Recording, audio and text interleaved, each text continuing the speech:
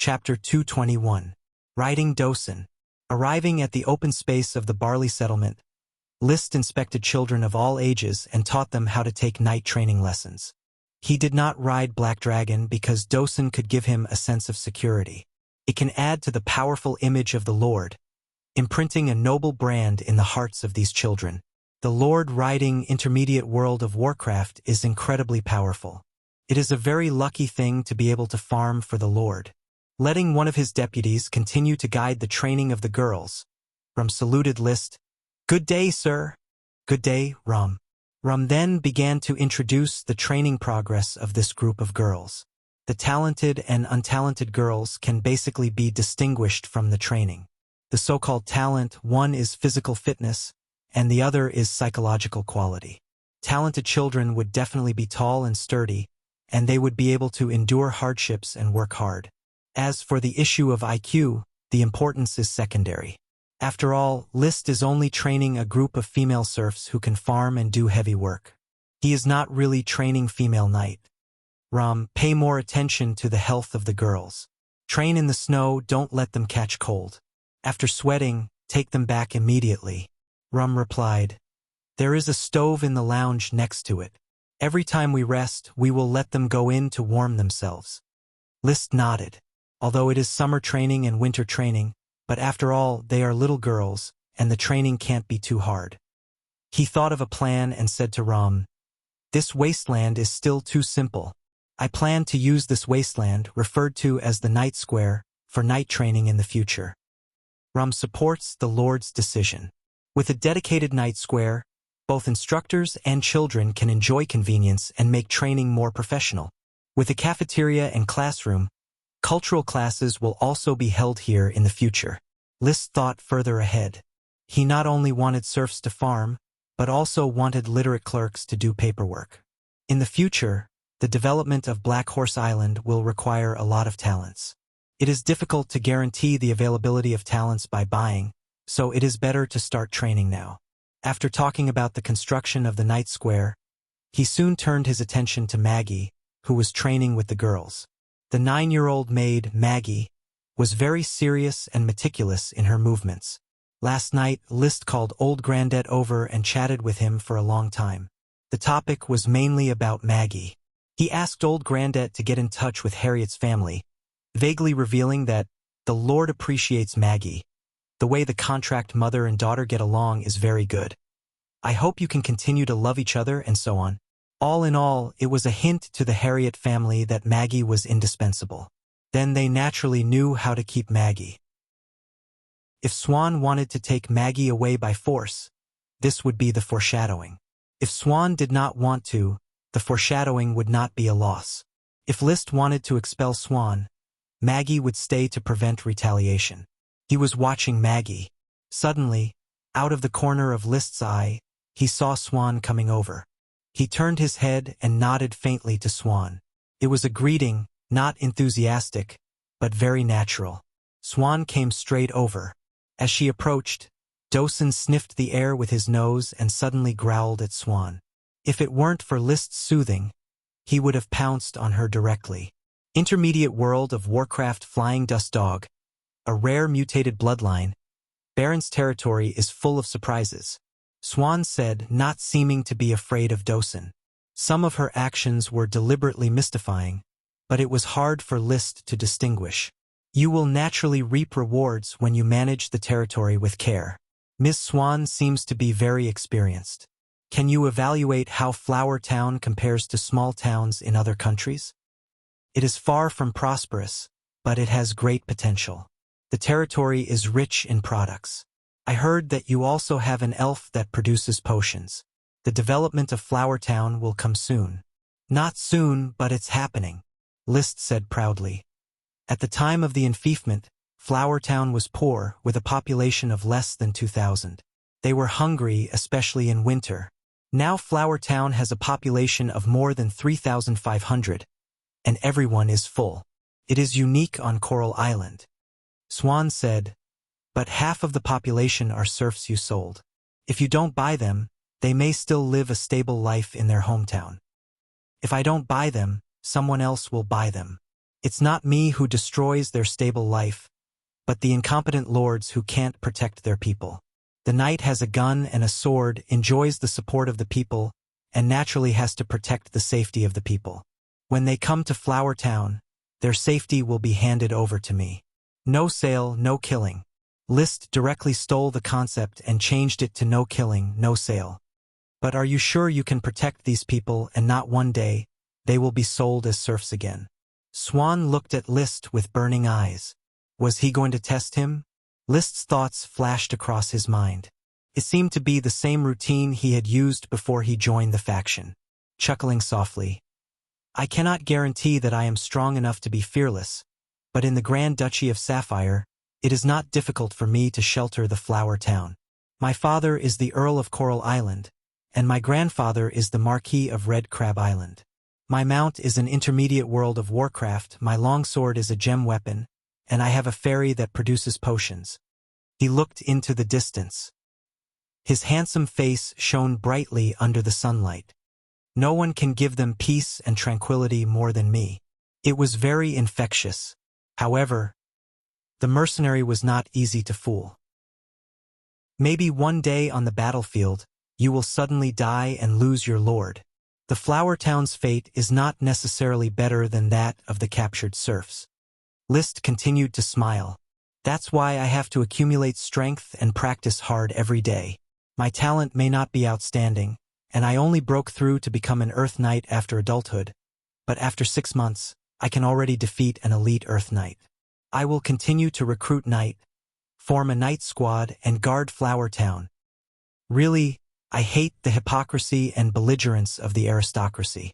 Swan said calmly with a little sigh.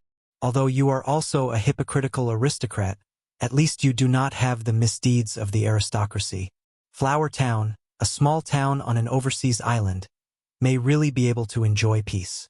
Not waiting for List to speak, she regained her calm tone and said directly, Baron, I hope to take my sister away, or buy her for 20 silver coins.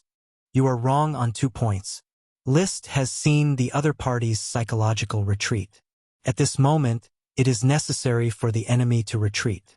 He said sternly, First, I will not buy or sell any civilians in Flower Town. Second, I have asked Irene. She has no sister, and I have sent someone to Coral City to ask her parents. I am more willing to believe in her parents. I am not talking about Irene. List stared. What? She was a little unconfident. I am talking about a slave girl you bought. She is my sister, so I chased her all the way to Coral Island. The time for a showdown has arrived. Chapter 222. The strategy of the enemy retreating is that when you are righteous and others are wronged, you can make a loud noise. Of course, moderation is necessary. Otherwise, if the other party is irritated, they may directly attack. If I offended you, Baron, I apologize. Swan's expression was covered by a veil and could not be seen clearly, but her eyes were a little evasive, unable to look directly at List's eyes. But I have to take my sister away. If I heard correctly, you were not opposed to family reunion. Do you really have a sister who was trafficked to Flower Town, rather than coming to Flower Town with bad intentions? List saw that the time was almost right and gave the other party a way out. Swan really followed the steps down. Do you think I would come to such a remote town on a remote island in a remote island country with bad intentions? List pointed to several lounges on the training ground. Let's go to the lounge and talk. The manservant Thomas added firewood to the stove in the lounge, got up and retreated, and stood outside the door with Dosen. In the room, only List and Swan were sitting by the fire. Flower Town is my territory, and you are the first uninvited guest of the castle. I believe that you are looking for your sister, so why did you sneak into my study and spy on me? As I said before, I was going to kill the lord who sold serfs and take my sister away, Swan said calmly, and when she saw the disapproval on List's face, she added, Don't show that expression. Once my strength breaks out, your father, the wave sword sage Lee William, can't keep me. List was really surprised. Are you a sky knight, or a great magician? If she was really so powerful, then his so-called strategy was simply walking a tightrope. He also took a look at Dosen outside the door, and barely calmed down. Neither. Swan suddenly smiled lightly, with a sense of playfulness. Have you heard of a servant? Servant. List had never heard of it. Swan smiled again. It was a teasing smile, but it felt like a self-deprecating one. Putting away her smile, she continued, I saw my sister in the kitchen. She was very happy here and even praised you in private. So I went upstairs to see what kind of lord could receive the sincere praise of his subjects. I was going to take a look and leave, but I didn't expect you to see through my invisibility spell. The other party had indeed wanted to kill him, but he had given up on it. List still felt a little uncomfortable in his heart. He didn't know if the other party was lying or not. Fortunately, the adult soul was able to control its emotions and replied generously. So, it was just a misunderstanding, and now the misunderstanding has been resolved? So, which maid of the castle is your sister? Maggie, she's training outside. Oh, it's Maggie. List breathed a sigh of relief. At least the other party seemed to have reached an agreement. He shouted towards the door. Thomas, tell Rome to bring a little girl named Maggie over.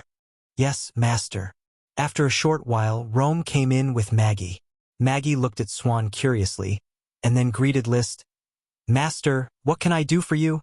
List waved his hand and let Rome leave. He looked at Swan again, indicating with his eyes that she should speak, or he should speak. Swan nodded, indicating that she should speak. She took a deep breath, stretched out her hand, and took off the veil on her face, revealing a beautiful face. According to List's aesthetic standards, out of 10, he could give her 8. 5 points. Whether it was the face shape or the facial features, they were very delicate. The main flaw was that there were a few freckles, which ruined the beauty. Such a face was not a surprise, but it was definitely not a disillusionment. As soon as she took off the veil, Maggie's eyes widened, as if she couldn't believe it, until Swan spoke, in the wind language. Maggie, sister! Maggie also shouted in the wind language. Then the two of them hugged each other tightly. This picture was very touching. But List looked speechless. Who can translate it for me? Margie said sister.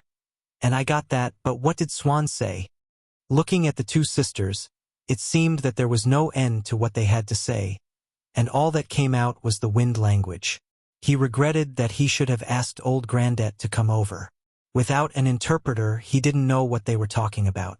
But soon, not knowing what Swan said, Maggie suddenly hesitated and stammered. List quickly interjected. Maggie, what is your sister saying? Sister, I hope I will go home with her. Maggie explained in snake language. But Master, Mrs. Harriet and I, she is my mother. Swan also turned to snake language. But I am your sister, the closest sister. Mrs. Harriet is just your contract mother. Maggie stammered again. List immediately shouted out the door. Thomas, go and ask Mrs. Harriet and Mr. Harriet to come over. Then he said to Swan, You are Maggie's sister. No one can change that. But I think maybe we should inform Mrs. Harriet. She really treats Maggie as her own daughter. Swan took a deep look at Maggie and nodded slowly. The atmosphere became silent. Neither Swan nor Maggie spoke, and List just kept smiling. When Maggie peeked at him, his smile was even brighter. It could be seen that the little maid liked Flower Town and didn't want to leave with her sister. It didn't take long for Harriet's family to arrive, including her son and daughter-in-law. Mrs. Harriet, who had been hinted at by old Grandette, burst into tears as soon as she appeared. Maggie, my daughter, my God, are you leaving me? Maggie bowed her head in shame and moved. I'm not, Mom. Mrs. Harriet put her arms around Maggie. Really, you won't leave, Mom? That's great. By the way, this is your sister, the magician sister you mentioned? Well, she's my sister, Paris. Hello, magician. Mrs. Harriet quickly saluted. Swan didn't know what to say. She was only 19 years old this year, the same age as Lavera. She could only nod at once. Yes, I'm Maggie's sister, Paris, but I'm not a magician. Ah, Lady Paris, I don't object to you taking Maggie away. but I really don't want to part with Maggie. I've always wanted to have a daughter. I heard that Maggie's biological parents have died. I'm sorry, I shouldn't have mentioned this, but I hope to do my duty as a mother and take care of Maggie. Mrs. Harriet, who ran the grocery store, was very talkative and talked a lot. It made Swan, or Paris, feel like she was committing a crime by taking Maggie away. List kept a smile on his face. In his heart he thought, Paris, a good name. If there is no problem with her background and her strength is as strong as she said, it is not a bad idea to keep her. Then again, what is the profession of a servant? Why is it so mysterious? I'll have to ask carefully later. Chapter 223. On the same day, Maggie did not follow Paris and stayed at Mrs. Harriet's house. Paris also had her lunch at Mrs. Harriet's house. List did not immediately get to the bottom of it and interrogate Paris about her background.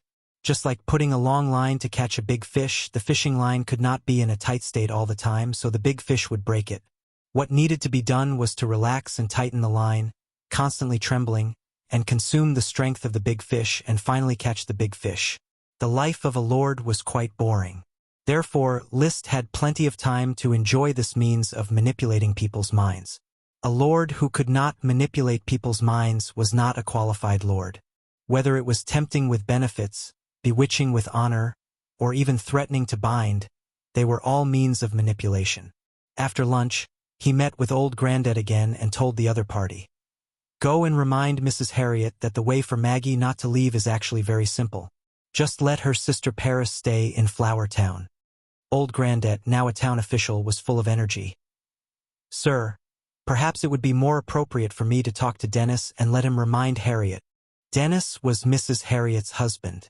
Yes. Old Granddad took the order and left. In the afternoon, List thought that Maggie would ask for a leave to accompany her sister. However, unexpectedly, Maggie followed the other little maids and little servants to the castle to start her internship. "Mr. Carter, call Maggie." "Yes, master." When Maggie arrived, List asked directly, "Maggie, why don't you go and accompany your sister? You can ask for a leave." "Master, I want to work, stay in Flower Town. I don't want to leave." Maggie was now both happy and troubled.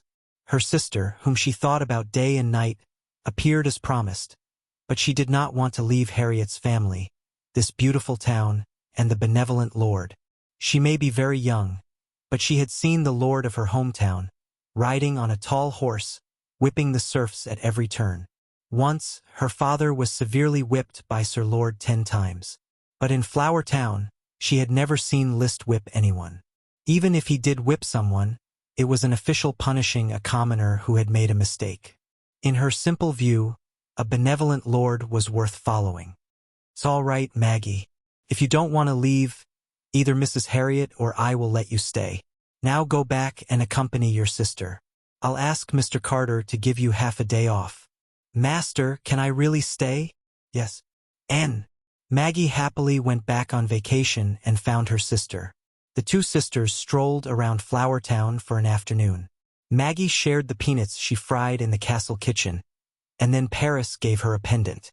The pendant wasn't very beautiful, because what hung from it weren't gems or crystals, but 2 wrinkled leaves, one big and one small. "Take her, Maggie, and don't lose her." "What leaves are they, sister?" "The large leaves with wavy edges are oak leaves, and the small oblong leaves are mistletoe leaves." Paris explained, "Mistletoe is a parasitic plant on the oak tree.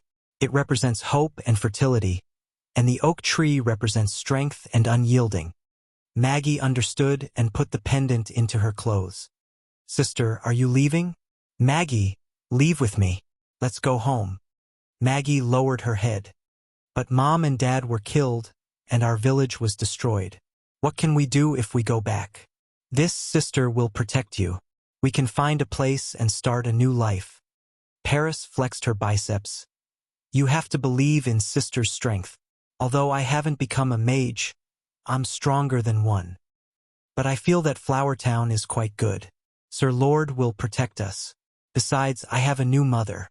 Mrs. Harriet is my mother." Dinner was still at Mrs. Harriet's house. Once again, Paris proposed to take Maggie away. At this time, Mrs. Harriet, who had already been informed, quietly asked, "Paris, why do you insist on letting Maggie leave with you? She's just a 9-year-old girl. How can she adapt to a wandering life?" "I will take care of her, Mrs. Harriet." "Of course I know. You are her sister. But have you ever thought about it?" "Thought about what?" "Staying in Flower Town." Mrs. Harriet laughed. "If you are not in a hurry to leave, you can stay in Flower Town. Can't you? I have lived in Flower Town for 20 years. It is quiet and undisturbed here. My son grew up and got married here. He is about to have a child. Maggie can also grow up here." Paris had never thought about that. But after a moment, she felt that it was indeed an interesting proposal. She came all the way to Coral Island in order to rescue her sister who was sold. However, her sister was living a good life, so what was the point of this rescue? Why was she so obsessed with taking her sister away? "I will think about it, Mrs. Harriet. Thank you for your hospitality." That night, Paris did not mention taking Maggie away again. She still lived in the aristocratic residential area. Of course, Liszt generously waived her accommodation costs. He had learned about the progress of Paris and Maggie through old Grandette and others. He knew that things were settled. Probably tomorrow or the day after tomorrow, Paris will ask to stay. If she is outside, there is no reason to go back. But beyond Liszt's plan, Paris visited the castle that night. This time she did not rely on invisibility to sneak in, but showed up to visit and was left in the hall by Carter. When Carter knocked on the door and entered the study to ask for instructions, Liszt, who was reading, nodded calmly. "Invite her into the study and make 2 cups of milk tea." A moment later, Paris was brought in by Carter.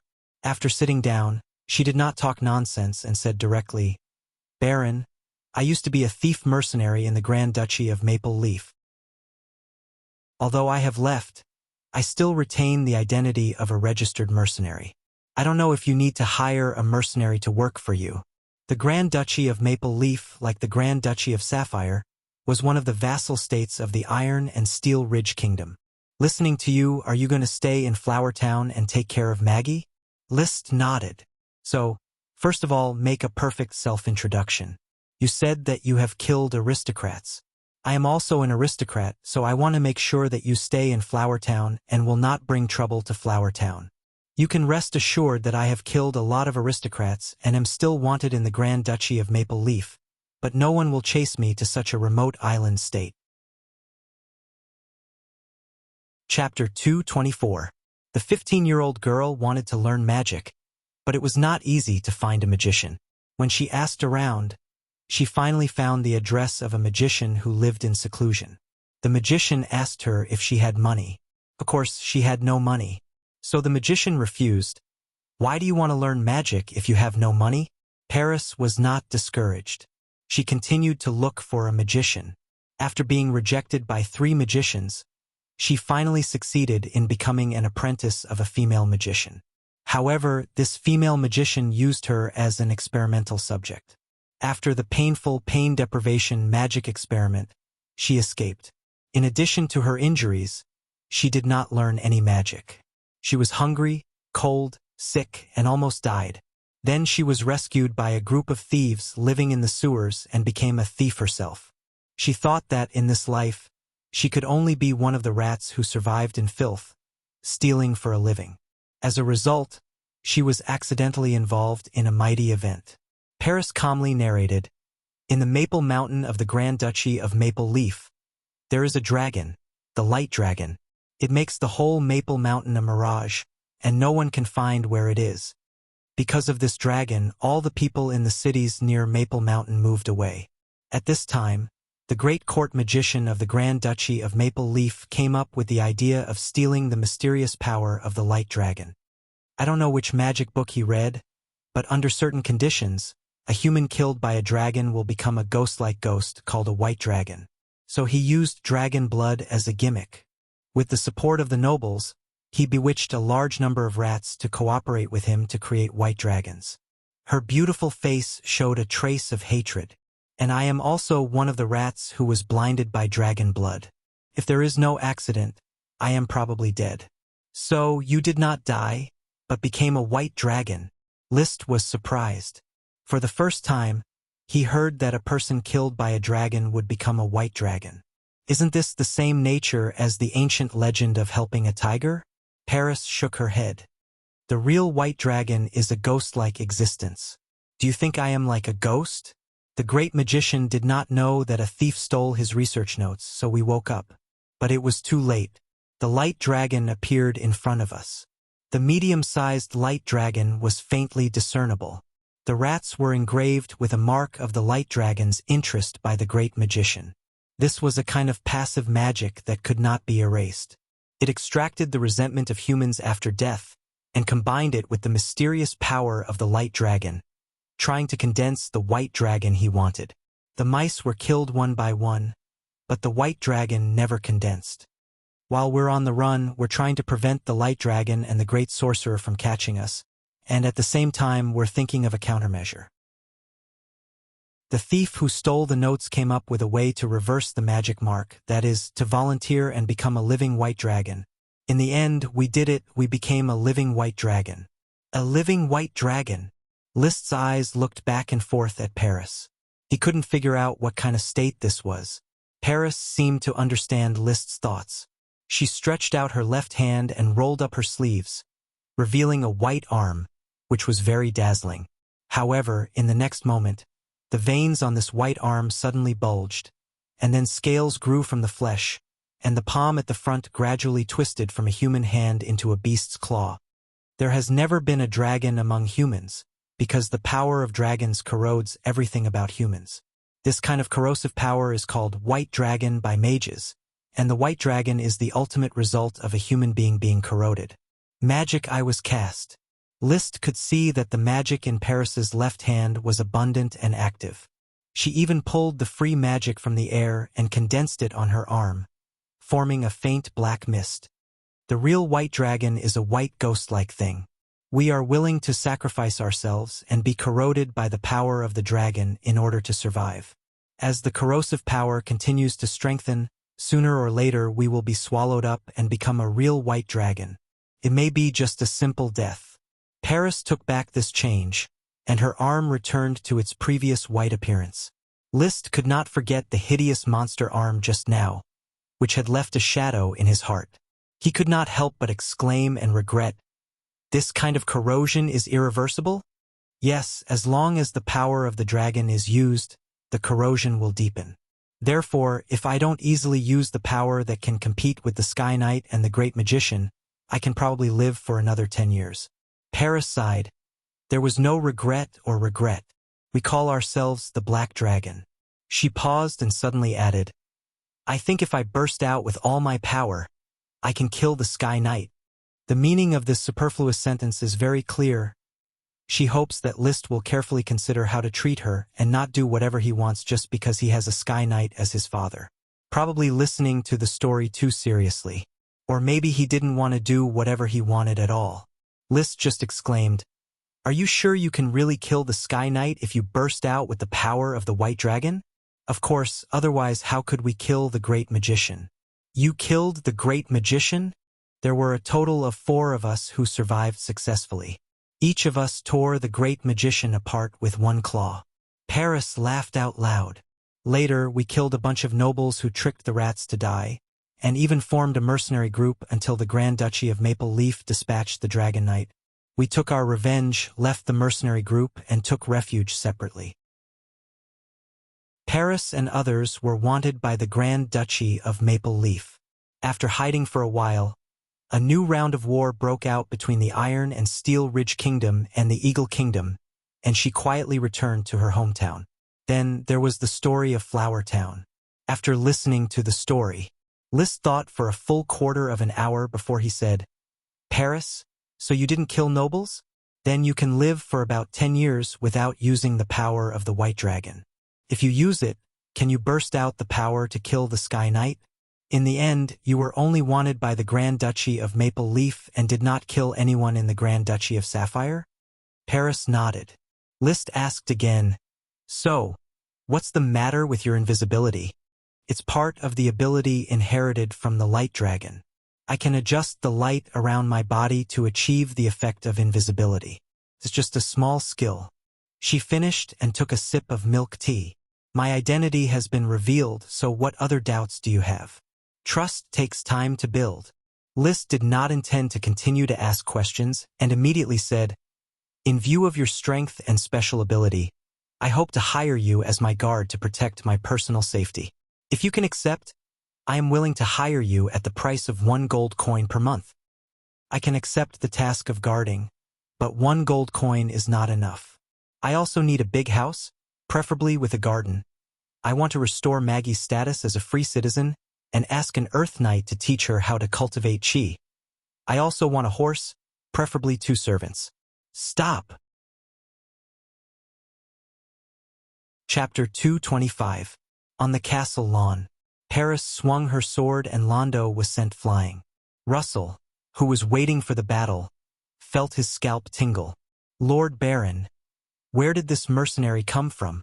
She's too violent. What do you think of her strength?" List, who was watching the battle, was very proud. "Londo can't last 5 rounds. My strength and Londo's are about the same.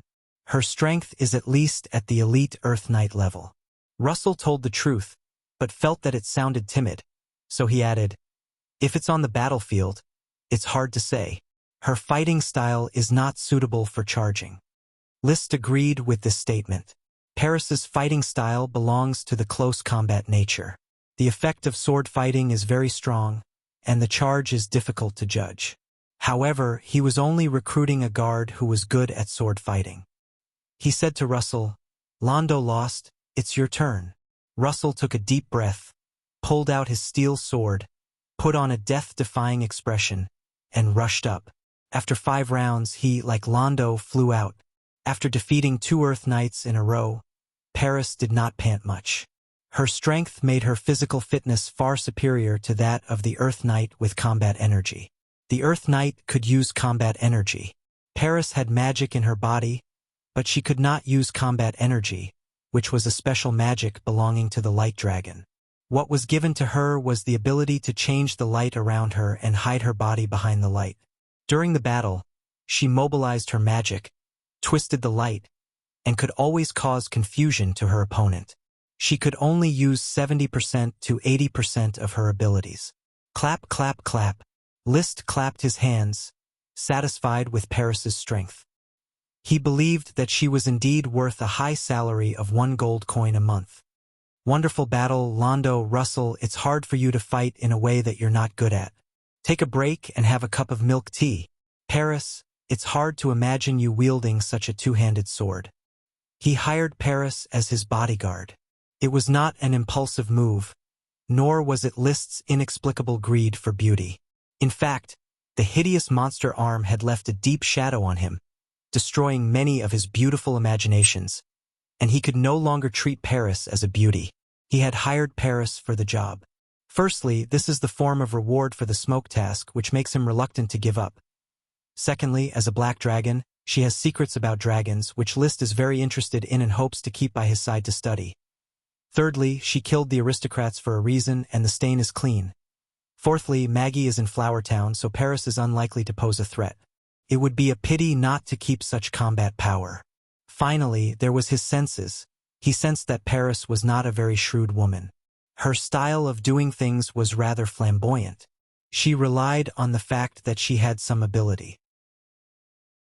Even though she was clearly trying to save her younger sister, she still had to rush into the study room to look at the handsome man. Thinking back to her past, she failed to learn magic, was used as an experiment subject, and became a thief. In the end, she was even tricked into going to her death. Furthermore, after being fooled by him for a while, she had delivered herself to his doorstep to lower her value. No matter how one looked at him, he didn't look like a smart person. It wasn't good for a woman to be too smart, and it was even worse for a powerful woman to be too smart. A woman like Paris, who was powerful but had average IQ and wasn't very shrewd, was actually more reassuring. "Baron, don't you want to test my strength in person? Over there?" Paris, who didn't know that she had been labeled as big breasts and no brains, waved a sword as tall as a person and said provocatively. In the face of this level of provocation, List's heart did not waver. But he still smiled and said, "You can rest first." He had no opponents in Flower Town, and it was a good idea to practice with Paris. The magic I could see through the invisibility spell, which just hit her arrogance. 2 Earth Knight, who are not even elite, did not consume my physical strength at all. Paris said disdainfully. Russell and Randy had gone to the apple table to rest and did not hear such humiliation. List was not pretentious. He patted Dawson's head and let it stay where it was, and slowly walked towards Paris. While slowly pulling out the red blood sword, the other party was a black dragon servant with a dragon blessing. He used the red blood sword and also had a dragon blessing. By the way, Paris, let me ask you a question. Will a fight like this consume your life? As long as I don't transform, it is a normal consumption. Otherwise, I will become a waste and I will have to live a few years less. Paris held the sword in both hands, and her previous relaxed expression has been replaced by seriousness. She felt the surging fighting spirit of List. Compared to Russell and Randy, he is much stronger. In the face of this handsome, noble, and powerful noble lord, she still has some inferiority complex. The overall atmosphere of society is like this. Mercenaries and thieves are the middle and lower classes of society, and the nobles are the real upper class. You can hate the hypocrisy of the nobles and you can kill the nobles for revenge, but if there is a chance, everyone wants to be a noble. No matter what identity, in the face of the nobles, they are inferior. There was no snow, the sun was hanging in the sky, and the warm sunshine melted the snow on the meadow. The alfalfa under his feet was good at isolating the soil. The leather boots stepped on it, and the texture was soft. List did not use the magic eye. He planned to first feel Paris's fighting style involving light and shadow, and also to show weakness to the enemy. Great Fire Wave. The moves of the Fire Dragon Drill secret book gushed out, and the red blood sword was like a flame, and the amplification effect doubled the power of List's secret book. Paris had no choice but to use the light and shadow entanglement to block the flaming sword with just this one move. At that moment, List only felt that his eyes were blurred, and Paris's figure seemed to move in an instant, and he took a step back. He instinctively wanted to adjust the trajectory of the red blood sword. However, he forcibly restrained himself. He still attacked the same place. Clang! The red blood sword was blocked by the big sword, and Paris's figure appeared again in the same place, but she had moved a step to the right, so List's attack was still off. In the next few rounds, no matter how hard List tried to restrain his naked eyes, he still couldn't capture Paris's real figure. This kind of unexpected light and shadow entanglement was very troublesome. If it weren't for his powerful attack power, wide attack range, and the explosive nature of his fire attribute Qi, forcing Paris to be careful in defense, he might have been quickly defeated by the opponent. But it was this strange fighting style that allowed List's combat experience to rise, and he slowly learned to attack Paris's position in advance through his body's prediction. Gradually, he reversed the situation and began to force Paris to stabilize her defense, unable to fight back. Her physical fitness is at the same level as Marcus. Without the light and shadow pull, I can defeat her at any time.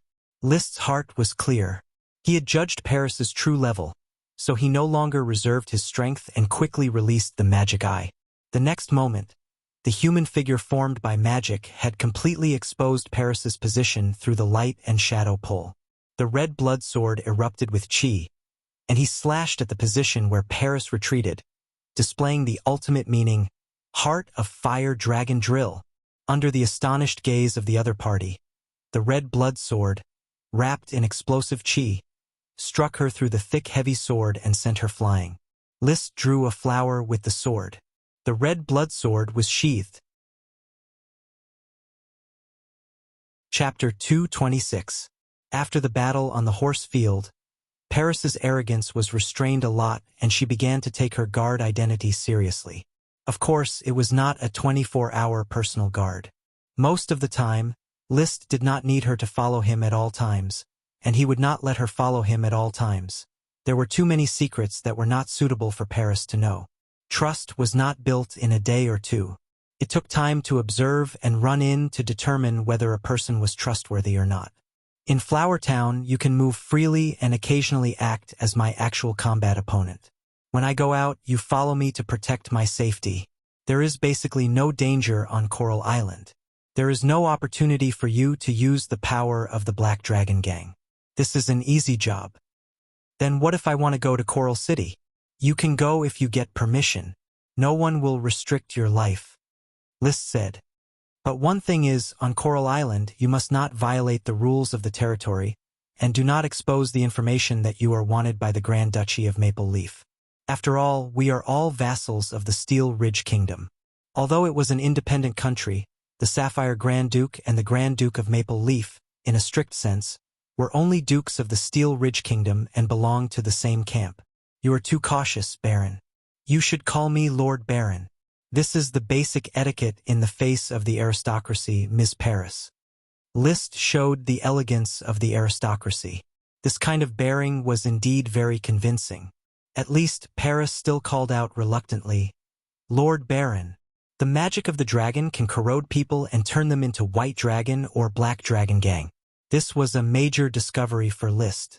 This made him more careful when studying the magic of the fire dragon.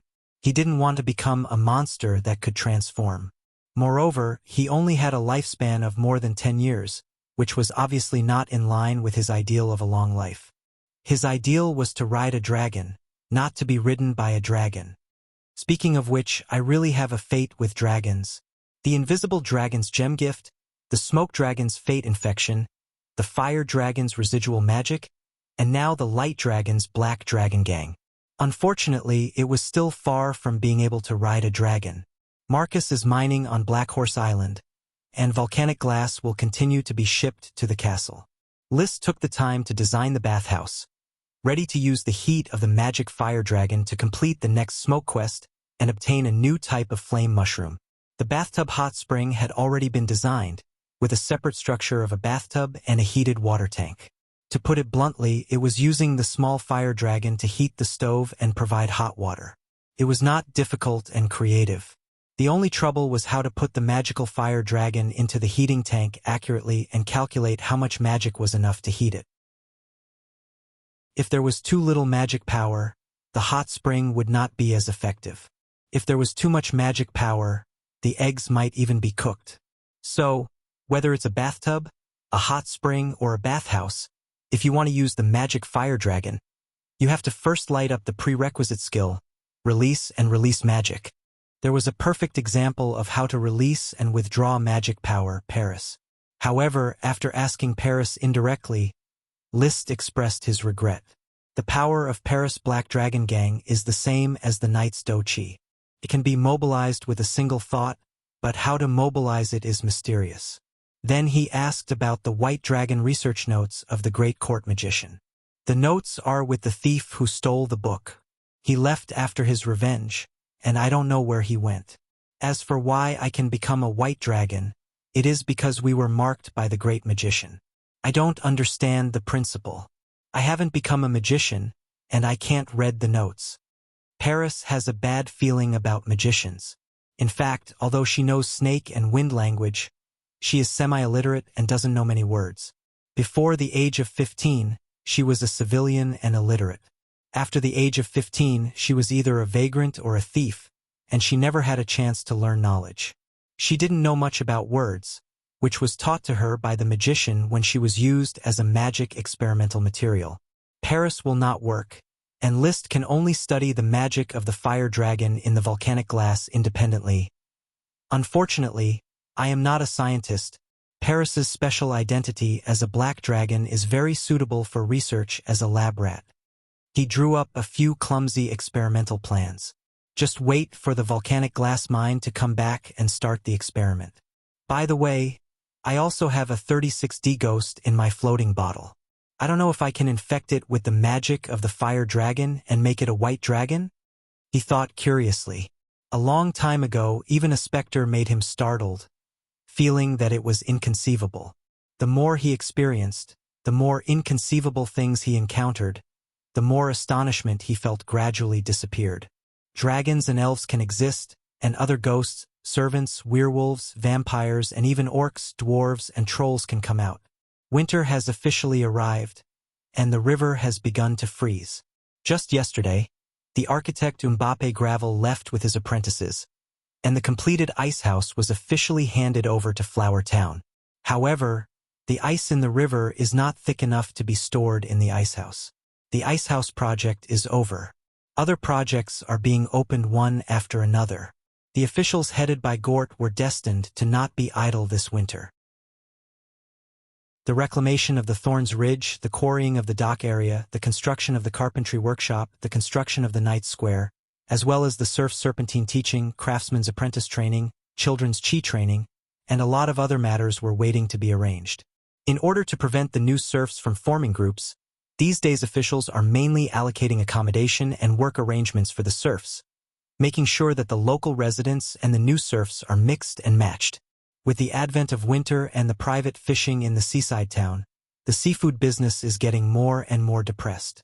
Fortunately, the market for flower soap has been opened up.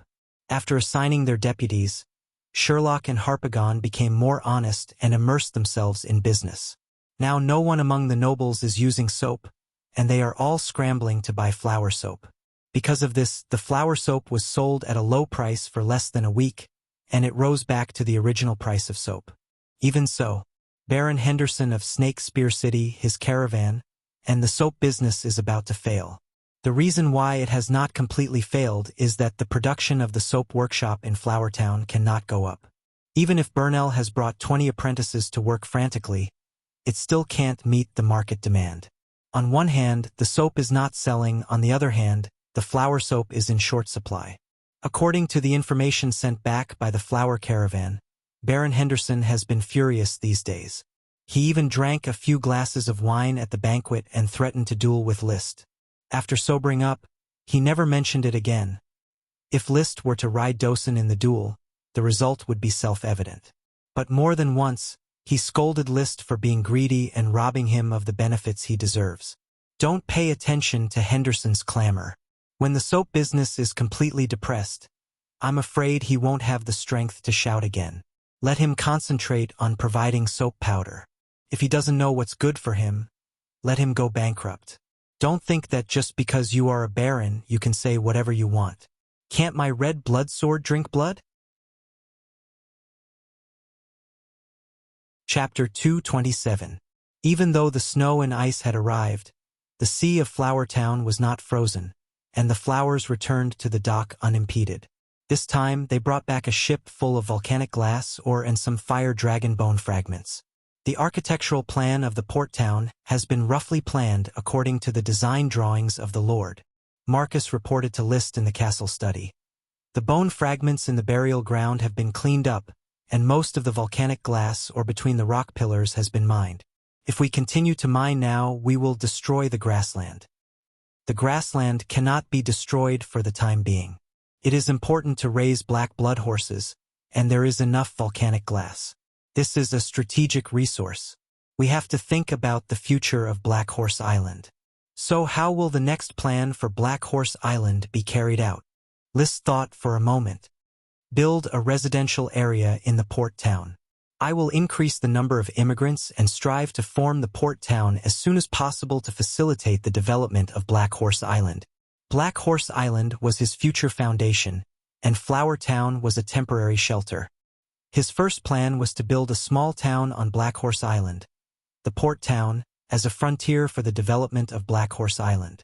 The Count developed Coral Island and accumulated resources for several generations, but he started from scratch and could only do it step by step.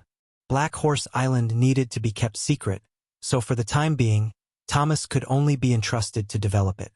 After talking about the port town, Marcus expressed his doubts. "My lord, have you studied the role of magic in volcanic glass?" He had been in charge of mining and did not know the progress in this area. Liszt had no intention of hiding it. "Teacher Marcus, I have discovered the role of magic. It can be used as a continuous source of heat." He pulled out the design drawings he had drawn and handed them to Marcus.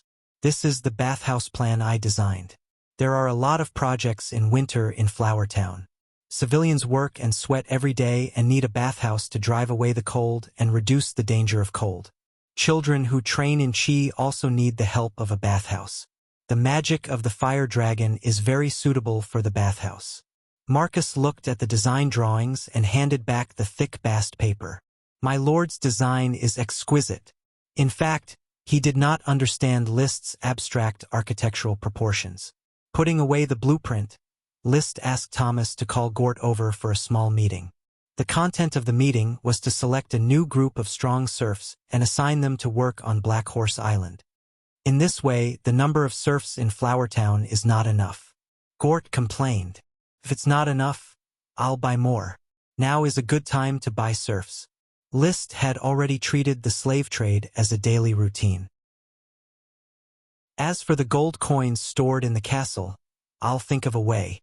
He planned to sell a batch of mithril, or this was a precious strategic resource and he was reluctant to sell it. However, it was still a long time before the Flowertown could cast armor. Even if he formed a knight squad, they could only be equipped with standard armor produced in Tulip Castle, not mithril armor. With the existence of smoke tasks, there is still a lot of wealth to be harvested in the future, and immediate development is more important. Gort had no problem with the sale of serfs. He said easily, "Yes, the price of serfs will be very cheap now, and maybe it will attract a few more Paris." Paris? Marcus wondered. A female mercenary, her sister is a sold serf. She followed and is now a guard of my lord. She is very powerful, an elite Earth Knight. Marcus asked cautiously, "Can she be trusted?" Liszt knocked on the table and replied, "Her basic situation should not be false, but trust is not yet reached. You have to guard against her for many secret things." Understood. Marcus nodded and said, "But my lord, I suggest that my lord recruit followers from Coral Island as much as possible. The Tulip family has been working on Coral Island for 20 years. They are all trustworthy forces." Of course, Liszt understood. But Paris was a reward from the smoke task, and it was related to dragons. Liszt could not say it clearly, so he changed the subject. "Speaking of recruiting followers, Advisor Gort, are there many people who want to go to Flowertown recently?" As the Lord's advisor, he was Liszt's representative. Gort replied, "There are many aristocrats and quasi-aristocrats who have written to me, but not many have made up their minds. The aggressive knight has followed the count to the battlefield, and the rest have either lost their initiative or are not strong enough. Try to choose, especially young Earth Knight and quasi-aristocrats who are familiar with official business. Young Earth Knight can be cultivated to prepare for the upcoming Knight Squad. Quasi-aristocrats who are familiar with the business can first be inspected in Flowertown, and later sent to Black Horse Island. As you wish. By the way, my lord, do you remember Zambrata? Litton's tutor who was stripped of his title. What's wrong? He wrote to me, hoping to come to Flowertown in the next few days. He can't stand it anymore and hopes to find a job in Flowertown. You receive him first, and I will consider his knowledge later. If I am satisfied, I will not be stingy with a job. If he is not, I will not disregard my father's dignity for him."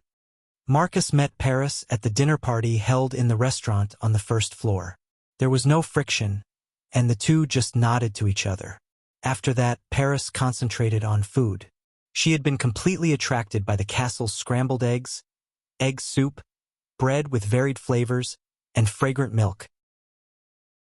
She wanted to eat and drink 3 meals a day in the castle. Her sister lived in Mrs. Harriet's house. She lived alone and was too lazy to cook. Of course, eating in the castle, she was not qualified to enter the restaurant on the second floor. She was eating at a table with Randy, Russell, and Liszt's knights on the first floor. Only nobles and tutors could sit on the second floor. In order to win over his subordinates, Liszt often held banquets in the restaurant on the first floor to facilitate all his subordinates to gather at one table to eat.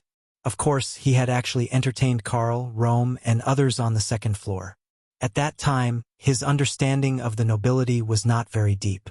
Now he would not do that. Most of the time, the strict hierarchical system reflected the authority of the lord and the noble nature of the nobility. This was often a move to bow down and win people's hearts. After eating in the same pot for a long time, some people might not be able to see clearly and really think that being close to the people was a good thing, overstepping the status of each other. But head List was a nobleman. Of course, he sat on the chair on the second floor. Coming downstairs to eat was just to win people's hearts. The security of the territory must be strictly managed. Carl, the patrol team needs to be expanded. The current quota of 30 people is too small. On average, there is only one patrol member for more than 100 people. Try to expand the recruitment to 90 people and assign one patrol member for 40 people. The ratio is barely up to standard. Chapter 228. Although the productivity of the other world is very weak and scientific literacy is terrible, this system of absolute authority of the Lord over the territory makes List efficient. After Marcus brought back the volcanic glass ore, he quickly asked the flower caravan to invite the crystal craftsman Brad to start polishing the volcanic glass, and began his own experiments. The first was the release and collection of the fire dragon magic. How to release the magic in the volcanic glass or bubble, after discussion with Gort and Marcus, decided to take the form of drilling. It is to drill the volcanic glass bubble so that the volcanic glass does not need to be broken to release the internal fire dragon magic. The drilling task was given to the unknown Brad. After the release of the fire dragon magic, it gathered together to form a small magic fire dragon invisible to the naked eye.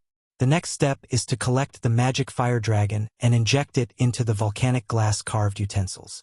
How to carve the utensils, List instructed Brad to do it. Because there is no need for exquisite carving, the work progressed quickly. Brad has a pair of skillful hands.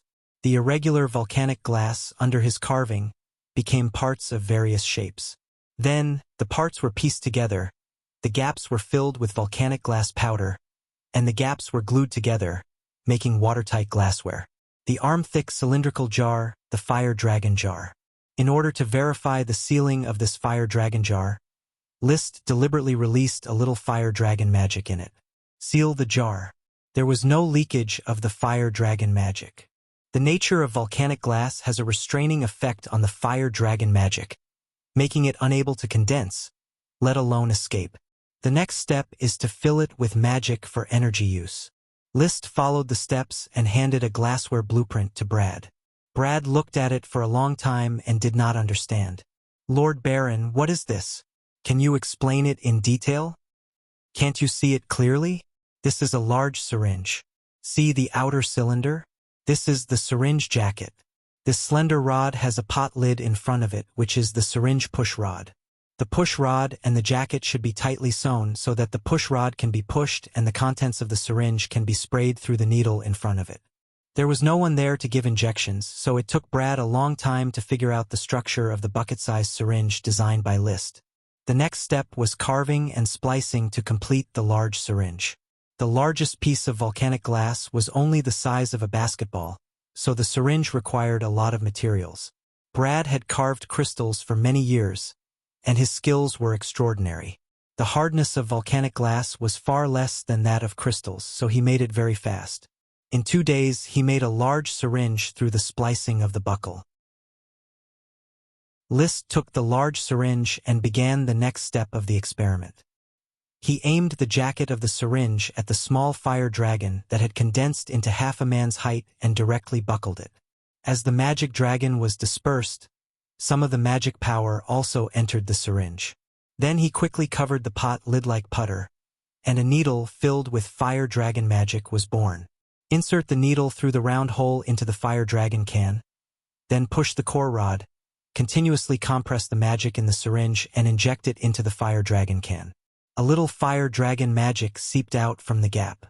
But most of the magic was successfully poured into the fire dragon can.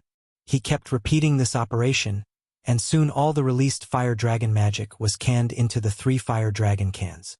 In the vision of the magic eye, the fire dragon magic in the fire dragon can condense to the light red to gold, and it can no longer be canned and reach the limit.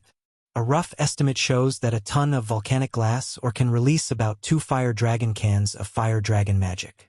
Marcus brought about 6 tons of volcanic glass or so it can be canned into 12 fire dragon cans. Brad, you make 20 of these standard cans for me, and then make 5 larger cans and 20 smaller cans. 12 standard fire dragon cans were used to seal the fire dragon magic, and the remaining 8 were for backup. 5 large fire dragon cans and 20 small fire dragon cans were also for backup. He then gestured to the large syringe, which, like the fire dragon can, was the fire dragon needle. In addition, you make 2 more of this type of syringe, and then make 2 smaller syringe. Brad continued to make the glassware. List continued to study the fire dragon magic. With the fire dragon needle and the fire dragon can, he could move, divide, and recover the magic dragon at will.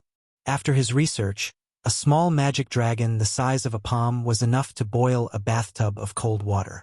A small magic dragon the size of half a palm could keep a bathtub of water at 40 degrees in a sub-zero environment, which was just right for bathing. However, the bathtub hot spring was a separate bathtub and heating water tank. So in the heating water tank, a small magic dragon the size of half a palm was the best effect. It took 5 days for the castle to successfully have a bathtub hot spring. That night, List took a bath in the bathtub for more than an hour, until he felt that he was about to be dehydrated. He reluctantly left the bathtub hot spring. Loosening the valve of the heating water tank, the hot water kept flowing out and was picked up by the servants with buckets. The servants could take the leftover bath water downstairs to continue bathing. Opening the bathroom window and the lid of the heating water tank, List did not take back the little fire dragon, but let it fly in the heating water tank. The magic dragon's ability to heat the air was not very strong, so even if it was left alone, it would not burn the bathroom. Not only that, but his bedroom was also covered with a box and a small magic dragon was placed in it. Like a heater, it kept the room at a comfortable body temperature of 24 or 25 degrees, and put a basin of water to prevent drying, and the whole bedroom was as warm as spring. Fire Dragon Thermostat Air Conditioner. Mr. Carter, these boxes have been set up with magic arrays. You tell the servants in the castle not to touch them indiscriminately, and when cleaning the dust, only wipe the outside of the box. Understood, Master. Admiring his masterpiece of the past few days, he could not help but feel emotional. The modernization of the castle has made initial progress. There are lights, air conditioners, bath tyrants. If I can get the magic of the ice dragon, I can make a refrigerator. If I can get the magic of the wind dragon, I can make an electric fan. Thinking of the wind dragon, he suddenly remembered that there was the magic of the wind dragon in the Wind-Roar Valley of the Unsetting Radiance Empire. I wonder if volcanic glass can seal the magic of the wind dragon? Unfortunately, the Unsetting Radiance Empire was on the other side of the distant continent. Even if he set off on Black Dragon, it would probably take half a year. Apart from that, he did not know where else there was magic of the dragon. Only when a dragon died or bled would it leave behind residual magic power. The invisible dragon passed through the flower town and ate 2 cows. Apart from a space gem, it did not leave behind any magic power. So,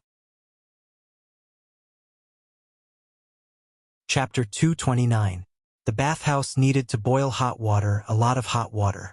Humans of this era used firewood to boil water. Commoners used firewood, nobles used charcoal, and there was no record of coal being used.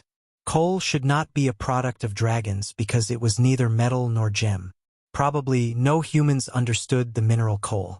At least, the Sapphire Grand Duchy had not heard of the combustible mineral coal. There were no records of other fossil fuels such as oil, natural gas, or anything similar. According to List's speculation, since there were saltpeter mines and volcanoes could spew basalt, there was no reason that coal, oil, and natural gas did not exist. But it was not certain. After all, metal mines all originated from dragons.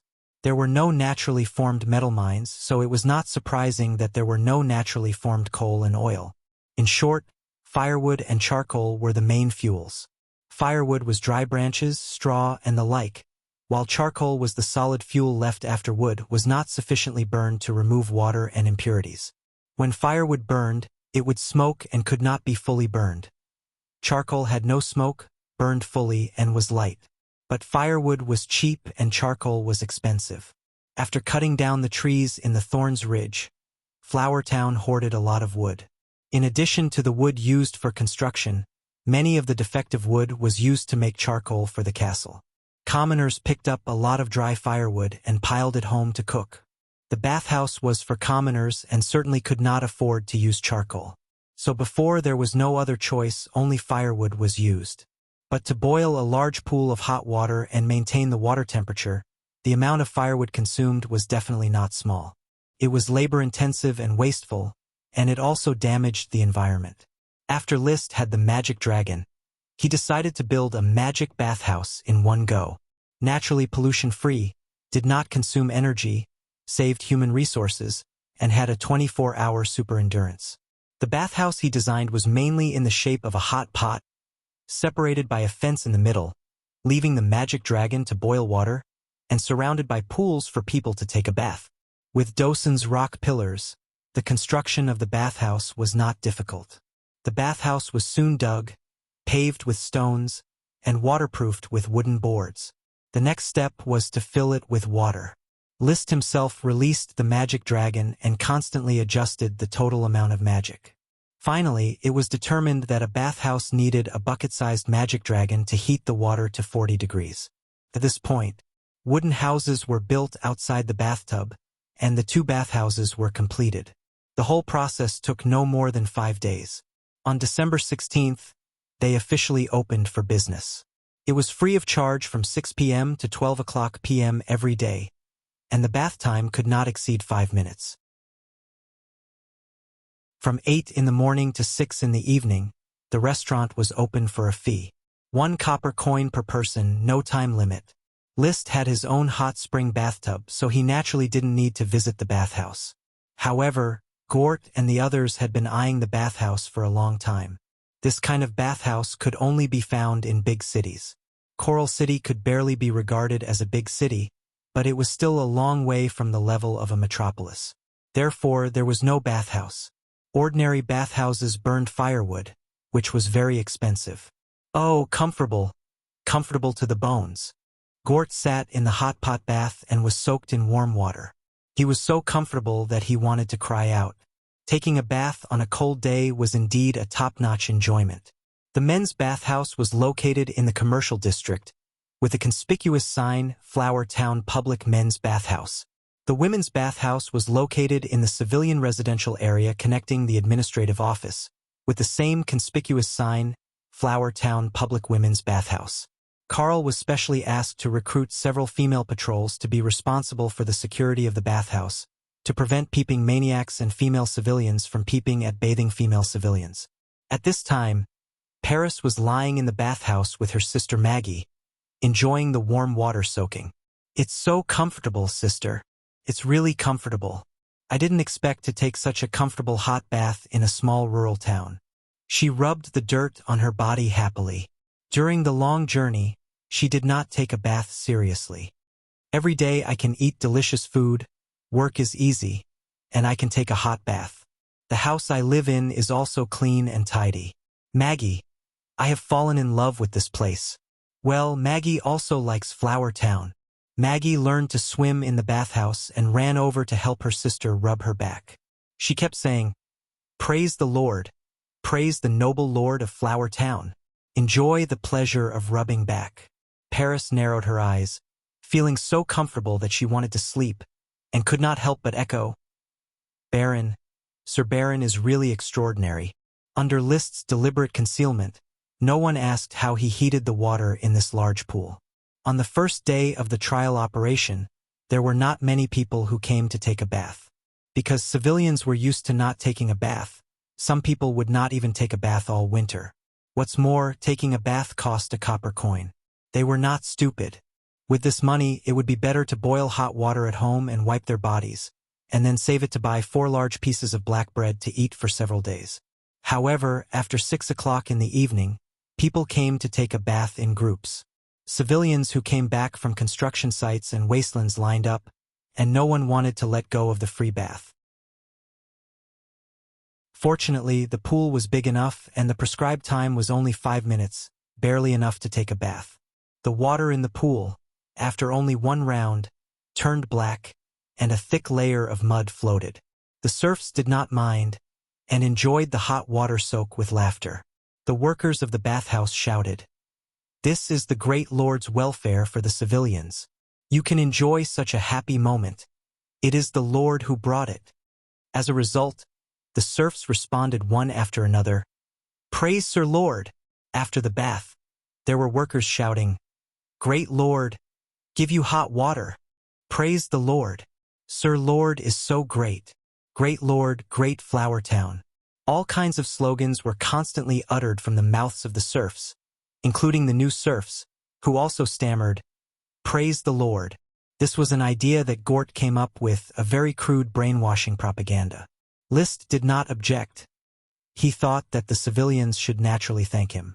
In the entire Coral Island, only Flower Town had a bathhouse, which was open to free people and serfs. Although his original intention of building the bathhouse was to complete the smoke mission, he should be praised for doing good deeds. Isn't that right?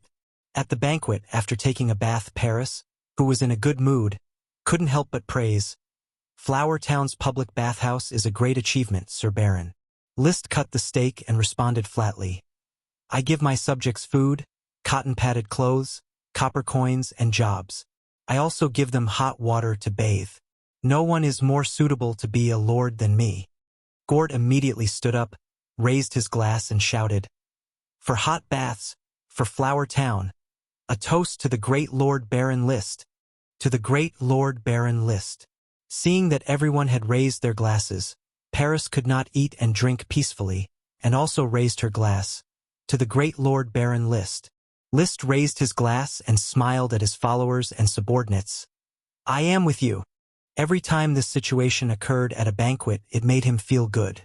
This was why he wanted Gort to be the town's consultant. At least in the bootlicking segment, Gort's performance was worth extra points. However, it was not good to be too arrogant. After all, he was a rational adult. He took a sip of red wine, but in his heart he thought, "I need a loyal minister." Chapter 230. The establishment of the bathhouse has raised the prestige of the Lord to a higher level. Soaking in steaming hot water under the snowy weather would definitely leave a deep impression on anyone. 2 bathhouses, only half a can of fire dragon magic. Not much consumption. Liszt drilled all the volcanic glass bubbles, released and collected all the fire dragon magic. A total of 13 fire dragon cans. 2 bathhouses, the castle's bathtub hot spring, the bedroom and the study's fire dragon air conditioners, consumed half a can of magic. The remaining fire dragon cans are enough for him to build a brick factory, a ceramics factory, and even a steam turbine ship. Of course, the road has to be taken step by step. Every day seems boring, but in fact, he is very busy. The brick factory has been planned for several months, but there is no time to start. After all, the Lord can't sift the soil and bake the bricks himself. Everything is created by the officials and the serfs. Completed the task. The reward is the flame mushroom. After the bathhouse was built and opened, the smoke mission was completed and the reward was issued. At the same time, a new mission was updated. Mission. After a year of hard work, even the Lord needs to relax. Enjoy the upcoming festival. Think about next year's development path. Broaden interpersonal contacts, or do nothing. Wait for the end of the festival. Reward. Unknown reward. Seeing the latest mission. Liszt didn't know what to say. This is not like a mission at all. The mission requirement is to relax and do nothing. Does the smoke mission feel that I have been too tired this year? Thinking about it, Liszt felt a little ashamed. He did do a lot of things to make Flower Town look new. However, when it comes to the degree of effort, he is probably the most relaxed of the transmigrators. Apart from sleeping, about 60% of the time is spent enjoying. At least 20% of the time is spent eating and drinking. There are dinners almost every day and luncheons from time to time. Food is the god of the people. Actually, eating and drinking is not too much. Besides, I am an enterprising elite Earth Knight, and I need a lot of food to provide nutrition. He quickly found psychological comfort for his eating and drinking behavior. In less than a year, from a trainee knight to starting to take drugs, my progress is enough to prove the importance of eating and drinking. Eating and drinking is not depravity and corruption. This was a part of the knight's combat aura training. While eating and drinking every day, he did not neglect his practice. He got up early in the morning and began to practice his Dochi secret book. When he returned to the castle, he began to take the magic potion. He didn't dare to say that he was hardworking, but at least he was diligent. Cultivation was based on the principle of tension and relaxation. It did not mean that one would be able to reap rewards if they trained hard for 24 hours a day. After all, taking potions is the way of a knight's cultivation. This principle was passed on to his sons by the count. Liszt regarded it as a standard. Then, he turned to the other side of the apple tree and asked unhappily, "How many bags of egg rolls have you eaten?" "When I'm thinking. Please step away and don't make any noise to interrupt my thoughts. Do you understand, guard Paris?" Paris, whose mouth was full of egg rolls, turned around and walked away silently. The egg roll she ate was a kind of food made of flour, egg mixture, and white sugar mixed into a batter, baked with butter, smeared with butter, and then rolled into a tube. This was not Liszt's idea, but a new food independently invented by the bakery owner, Rainer. It was a snack that had just come on the market. The craftsmanship was complicated, the price was not cheap, and it did not sell very well. In order to encourage new inventions, Liszt asked the castle to buy a batch of egg rolls every day, but this snack was good to eat once in a while, and one would get tired of it after eating too much. Therefore, egg rolls were either given to the servants as welfare or to his subordinates at dinner parties. Liszt himself did not eat much. Paris liked to eat egg rolls very much, and a third of the egg rolls she bought went into her stomach.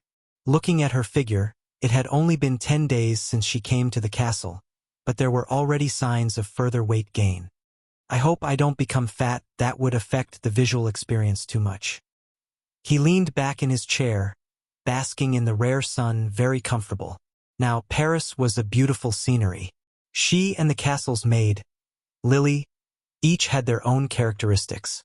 One was a heroic female warrior, the other was a shy and weak maid, but they had one thing in common, that is, they had a slender waist and long legs. Liszt liked this type of figure. However, it was limited to appreciation. Wow! Wow! Not far away, the thorny sprite, Ella, was teasing Dosen, the intermediate world of Warcraft. This was Ella's bad habit. Over time, Liszt was too lazy to care about it, and Dosen also accepted its fate. Anyway, Ella's thorns could not break its defense, and Ella would naturally give up when it was tired. Patter. The remaining snow on the apple tree fell on the apple table. Liszt stood up directly. "Thomas, prepare the horse and inform the knight that I am going to the mushroom settlement." "Yes, master." He stepped on the trembling woods avenue and said to Paris, who was still eating an egg roll, "There is no combat training today, you go back first. The new year is coming. It is best to go to the North Valley City to buy a suitable leather armor. If you wear it now, people will think that the castle is too poor to pay for a guard." Paris was still wearing a shabby leather armor. She didn't think much of it, but the nobles were very particular about the neatness of their clothes. This is the hypocrisy of the nobles. The bright clothes can't hide the stains in the heart. She complained in a low voice, but did not object to buying new clothes. No woman would resist the charm of new clothes. Liszt shouted at Ella, "Go back to sleep, Ella." Feeling Liszt's irresistible mood, Ella protested twice and flew to the castle. Feeling that the world was quiet, Dosen quickly ran to Liszt, stuck out its tongue, wagged its tail, and made a flattering appearance. It knew that Liszt would go out in this way, and then it would be able to run around. Thomas brought Black Dragon. The knight retainer also rushed over. Liszt mounted his horse and ordered, "Let's go to the Shiitake settlement." The horse's hooves raised the snow on the ground. Instead of taking the main road, they took a shortcut to the mushroom settlement. 50 acres of mushroom greenhouses and 50 acres of mixed mushroom and flame mushroom greenhouses. Although the mushroom settlement had little arable land, its income was very high. Food like mushrooms was an essential item on the table. The expanded flame mushrooms were continuously made into magic potions to supply Liszt's life. Therefore, he attached great importance to the mushroom settlement, second only to the Garden of Thorns. At this time, in the mushroom settlement, the serfs were busy inspecting their greenhouses. Just yesterday, the Sir Lord came to inspect and then ordered the serfs to check the hidden dangers in the greenhouses and pay attention to the various problems arising from the cultivation of flame mushrooms. Did you find any problems? After List arrived, he directly asked the mushroom settlement's manager. He came to check the mixed mushroom and flame mushroom greenhouses yesterday and did not find the cold flame mushroom rewarded by the smoke task. Chapter 231. Hearing the steward's complaint. Crooked Neck Bob, who was waiting on the side, suddenly knelt on the ground and wept bitterly. Sir Lord, Bob didn't mean it. There was a strong wind that night and the door of my shed was blown open. Sir Lord, please forgive me. Bob will never let the wind blow open the door again. Looking at Bob's sorrowful performance, List had an impression of this person. Back then, the flame mushrooms grew in his shed, and he thought that there was a problem and shoveled a lot of them. List still remembered that because Bob couldn't make the flame mushroom ingredients, he only rewarded him with 10 silver coins, and more rewards were given to Nash, who researched the ingredients. This Crooked Neck Bob is fated with the flame mushrooms. List thought about it and did not punish him for the time being. Instead, he brought people into his flame mushroom shed. As far as the eye could see, the flame mushrooms inside had withered, far less than other flame mushroom sheds. The loss was not big, but it was not small either. Crooked Neck Bob, who was kneeling on the ground, hurriedly ran in. Seeing that List was constantly observing every flame mushroom ingredient, he continued to cry bitterly, Sir Lord, although many flame mushrooms died, but some flame mushrooms survived. Even if he didn't say it, List could see it. On the few flame mushroom ingredients, there were still a lot of sparsely growing flame mushrooms. List already had a vague guess in his mind, so he went closer to observe. He found that the remaining flame mushrooms were very different from normal flame mushrooms. That was, the color of the flame mushrooms was no longer bright red, but had faded into a dark red. But after he cast magic eyes, he found that the dark red flame mushrooms had signs of magic power, far more than normal flame mushrooms, almost turning into a dazzling red light. In other words, this flame mushroom looked cold on the outside, leading to its poor appearance, but the fire magic inside was more vigorous. The cold-loving flame mushroom refers to this kind of flame mushroom. List was delighted. The reward of the smoke mission was right in front of him. The cold-loving nature explains the nature of the flame mushroom. It is not afraid of the cold wind and snow, and because of some mutation, it can condense more fire attribute magic. This was undoubtedly a high-quality flame mushroom that far surpassed the normal flame mushroom, and could be used to create a higher-quality magic potion. He immediately ordered, "Whip Crooked Neck Bob 10 times as a warning. If he's careless again in the future and causes damage to the flame mushroom, it won't just be 10 lashes." When his crooked neck was whipped 10 times, his buttocks blossomed. List then had Thomas hand over 10 silver coins to the other party. A blessing in disguise, Crooked Neck Bob. Although your family's flame mushroom was severely damaged, it also mutated into a new type of flame mushroom. I named it the snow flame mushroom. These 10 silver coins are your reward. With snot and tears running down his face, Bob immediately ignored the pain in his butt and reached out to take the silver coin. "Ah, thank you, Sir Lord. Praise the great Sir Lord." List immediately issued a new order. Whoever finds the right ingredients for the icy flame mushroom will be rewarded with a gold coin. Just like the ingredients for the flame mushroom, a gold coin was enough to set off the ambitions of all serfs. After he left, as expected, the shiitake settlement was boiling. Countless serfs rubbed their fists, ready to go all out, especially Nash, who had received a gold coin as a reward. With this gold coin, the old bachelor not only married a wife, but also built 2 new flame mushroom greenhouses and became a big farmer in the shiitake settlement. After hearing the reward from the Sir Lord, he announced loudly to the people around him, "If I can find the ingredients for the flame mushroom, I can also find the ingredients for the icy flame mushroom. This Nalda I old Nash will take it. That's not necessarily true. Yes, you were lucky to get the reward from the Sir Lord. This time it's my turn. Old Nash, you'd better concentrate on dealing with your little wife. Don't let her make a cuckold of you. You still have to look at me to research the ingredients. Bob, whose neck was crooked from the whipping, wasn't willing to be outdone. I lost to old Nash last time, but I definitely won't do it again. The flame mushrooms were grown in my shed, and the ice flame mushrooms were also grown in my shed. Nalda's reward should belong to me. Damn that old Nash. In the afternoon, in the castle's study, Zambrata rubbed his toes a little awkwardly. Then he took a deep breath and tried to relax himself. This study is as warm as spring, but there is no burning charcoal. Sir Baron, Flower Town is full of surprises, and your castle is full of surprises. Behind the desk, List leisurely held a cup of milk tea and asked with a smile, "So, Mr. Zambrata, can you guess why the study is warm?" "I guess it's magic," Zambrata replied solemnly. He learned from Gort that List valued his encyclopedic knowledge. He knew that today's meeting was a test. If he couldn't show enough to impress the other party, this trip would be in vain. In order to recover, in order to live, he must be careful. And I guess this kind of magic is also in public bathrooms. There's probably a kind of fire magic that heats the water and the temperature in the room. This kind of method is incredible. I've only heard of wizards in the palace who can do it. Well, List didn't deny it and continued to ask, "Have you been to many countries?"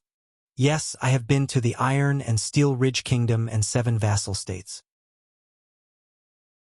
When I was young, I liked to travel around the continent, but due to limited financial resources, I only traveled around the Iron and Steel Ridge Kingdom. I heard that there is an evil dragon in the Grand Duchy of Maple Leaf. Do you know?" "Oh, it's a light dragon that has lived in the Red Maple Mountain for 100 years. During this period, many warriors wanted to kill it and get the title of Dragon Slayer alongside the Dragon Knight.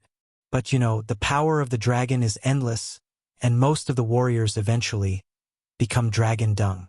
Is the light dragon difficult to deal with? It is said that the Grand Duke of Maple Leaf is the Dragon Knight. Why not kill this evil dragon? The dragon of the Grand Duke of Maple Leaf is just an iron dragon. He can't even find the hiding place of the light dragon. There is no hope of killing the light dragon. In fact, there are many evil dragons on the continent, but most of them are elemental dragons, which are more powerful than metal dragons and gem dragons. Basically, gem dragons and metal dragons are production units, while elemental dragons are combat units. Can you tell me about the customs of the Iron and Steel Ridge Kingdom and its vassal states? List said gently. He did feel that Zambrata had a wealth of knowledge. Zambrata got up and bowed slightly. "As you wish, Lord Baron." Chapter 232. The Iron and Steel Ridge Kingdom, one of the 3 kingdoms in the northern part of the continent, is adjacent to the Blast Furnace Kingdom and the Eagle Kingdom. There are 7 vassal states, the 4 Grand Duchies of Sapphire, Maple Leaf, Rose, and Brass, and the 3 Duchies of Light Sapphire, Stars, and Honeysuckle. Strictly speaking, the 2 Grand Duchies of Sapphire and Rose should be reduced to duchies. There are only dragons in the country, no dragon knight. The Duke of Honeysuckle had to move 3 times a year because he couldn't stand the nobles urinating and defecating freely in the palace, which made him afraid to even walk. There was even a knight who solved the problem on a stool in his study, but the Duke of Honeysuckle didn't know and sat on it. In the end, how did the Duke of Honeysuckle punish the knight? He chose to defecate in the knight's helmet. Ha-ha! A very creative punishment. Ha-ha! The laughter of List and Zambrata came from the study. The two had been chatting for more than 3 hours. Zambrata always had a little gossip that kept List interested, especially the palace secrets. It was estimated that Zambrata heard stories made up by the small nobles during his travels, which was equivalent to unofficial history. When he traveled the Iron and Steel Ridge Kingdom, he was just a quasi-noble and could not get in touch with the important people in the courts of various countries, even those small nobles at the lord level. However, these unofficial histories were relatively more serious than the knight novels. At least the story was true and false, but the people in the story existed. The night novels were not only difficult to distinguish between true and false, but the people in the story were also fictitious. When the butler Carter knocked on the door and asked about the dinner arrangements, List recovered from the pleasant chat. "Invite all the officials of the town in the evening, and let us welcome the arrival of Mr. Zambrata." He had decided to keep Zambrata for his anecdotes. There is no doubt that these anecdotes are of great reference significance for List's compilation of the Chronicles of the Dragon War in the Wild. "Thank you for your generosity." Zambrata bowed politely. He already understood that he had won the favor of the recently famous Baron of Flowertown, and his goal of reviving Flowertown had been achieved. Ever since he was stripped of his noble title by the Count, his life had fallen into dire straits. Even his son and daughter had begun to despise him, which made him feel suffocated. Right now, he was still a free citizen without a title, but once he followed List, who could guarantee that he would not return to the noble class? At the dinner that night, List grandly introduced Zambrata to the town officials. Isaiah, Blair, and Marcus all knew Zambrata. After all, he was Lytton's tutor and often went in and out of Tulip Castle. There would be no problem with his knowledge and ability. The problem was his attitude.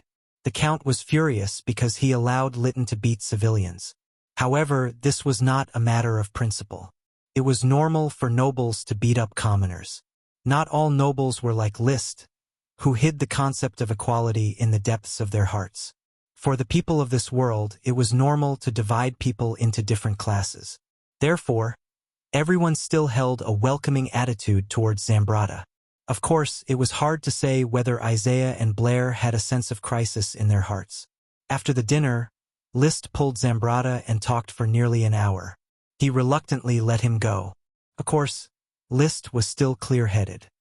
He said to him, "I already know why you came. Regarding your position in the Flower Town, don't worry. I have received news that my father will return before the new year. I will arrange your work after the new year." Zambrata nodded, understanding List's subtext. "I will listen to your arrangements, Lord Baron. You can go home and wait for the news, or you can stay in Flower Town. When you have time, you can continue to talk about interesting things in various countries. I am very interested in this information. My wife has died and my children have married. I will not go back. If possible, I intend to stay in Flower Town first. I will let Gort arrange your accommodation." The Count came back a few days faster than List expected. On December 20th, he returned to Coral Island with orders of chivalry. Ships of materials were piled up at the dock, all of which were spoils of war. Of course, when he went, there were complete orders of chivalry, but when he came back, there were fewer knights. He had probably stayed in the Eagle Kingdom forever.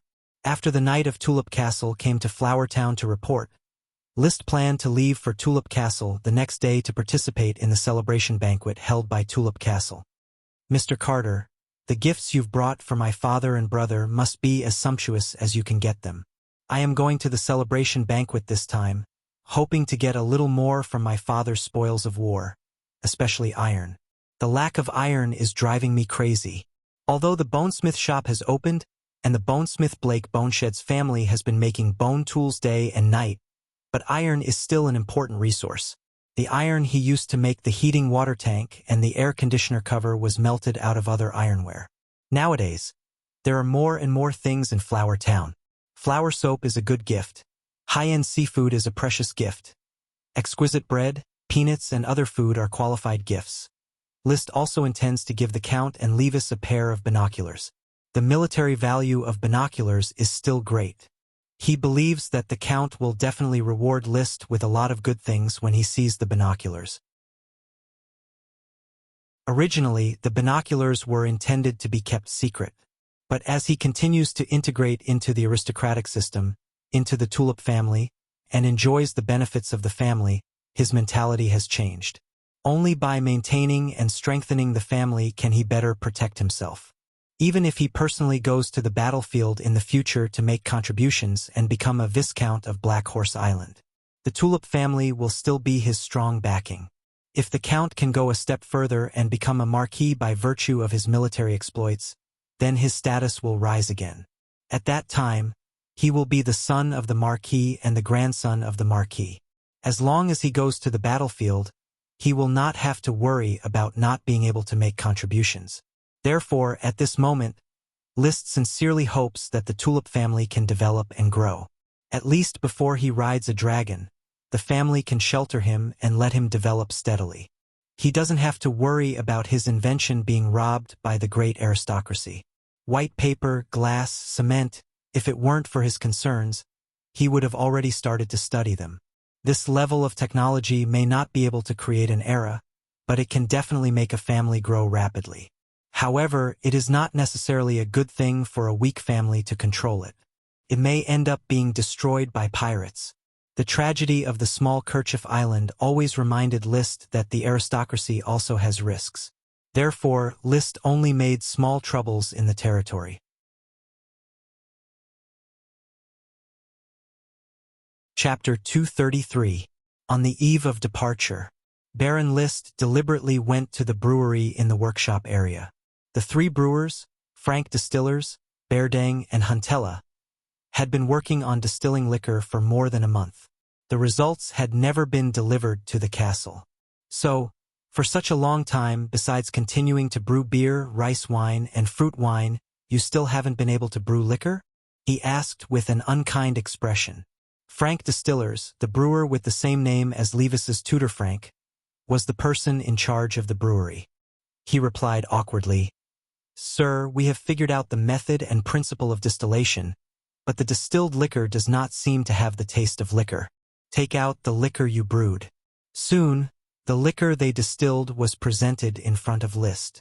Frank explained, "According to the method you provided, Sir Lord, we found that during the distillation process, the liquor in the fermented liquor will first evaporate, and the rest is water. After repeated distillation, liquor can be obtained. However, we have distilled it many times, and there will always be a foul, sour, astringent, and salty taste." Liszt dipped it in a little liquor and tasted it. Although he did not like to drink liquor, but it was not like he had never drunk the gin in the castle. Compared to the gin, the liquor brewed in the Flower Town tasted really bad and strange. He could distinguish some foul and sour taste, and the aroma of the liquor was very light, and the alcohol content was not high. "You distilled it repeatedly, and you got this kind of liquor? There is a stronger liquor, but it may not be liquor anymore. Take it out." Soon, a stronger liquor was served. Liszt only took a small sip and almost choked. Not to mention the spicy taste, there was also a strong stench and a rotten smell. This was definitely a problem in the fermentation process or distillation process. Seeing Liszt's reaction, Frank and the other two stood aside uneasily. They should feel ashamed. Liquor distillation was not a difficult problem, but with the ideas provided by Liszt, after more than a month of research, there was still no qualified liquor. What an amazing work efficiency! There was a stuffy feeling in his stomach, but he could not vent it. The three people in front of him were the only three winemakers in the Flower Town. If they were really talented, they would not have been sent to the Flower Town. They were probably leftover craftsmen, so they could not be counted on. After venting, Liszt restrained his anger. "Forget it, you guys continue to improve the craft. First, fill a few bottles of wine with low alcohol strength. I want to take them away." In the end, the three of them were not punished. At the very least, the distilled liquor had already been distilled. Sooner or later, he would be able to find a way to remove the strange smell. Brewing the specialty flower wine of Flower Town. Liszt asked Thomas to carry the liquor back to the castle. He still intended to bring the semi-finished liquor to Tulip Castle. However, he wasn't treating it as a gift. Instead, he was trying to tempt Levis. With the existence of the liquor business, which was destined to make huge profits, he would definitely be treated like a top-notch guest on this trip to Tulip Castle. He would be able to take away a batch of ironware and iron ore. The next morning, the servants were busy carrying the gifts from Flower Town to the carriage. Randy and Russell, with their retainer knight, were warming up. They had decided to follow Liszt to Coral City. Today's Liszt was no longer ordinary. He did not go out with a show of extravagance, which was not worthy of his identity. Thomas, the manservant, was holding Dosen. Intermediate World of Warcraft was one of Liszt's extravagances. Another manservant, Tom, was holding a beautiful jade box, in which the thorn sprite, Ella, was sleeping.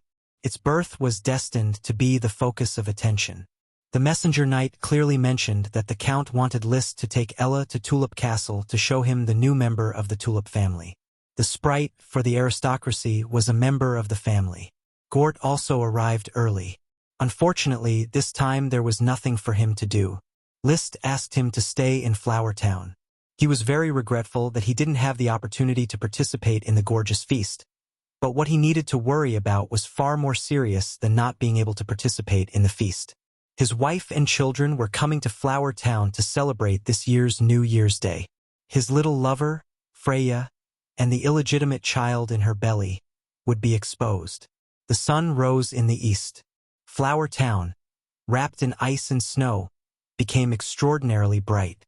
Mr. Carter, I do not know how many days I will be staying in the Tulip Castle. I will leave the castle to you. Liszt was dressed appropriately in frack abbey, which made him look particularly exuberant. Master, please rest assured. Carter led the rest of the servants and watched Liszt leave. Turning over, Liszt rode Black Dragon and walked to the front of the procession.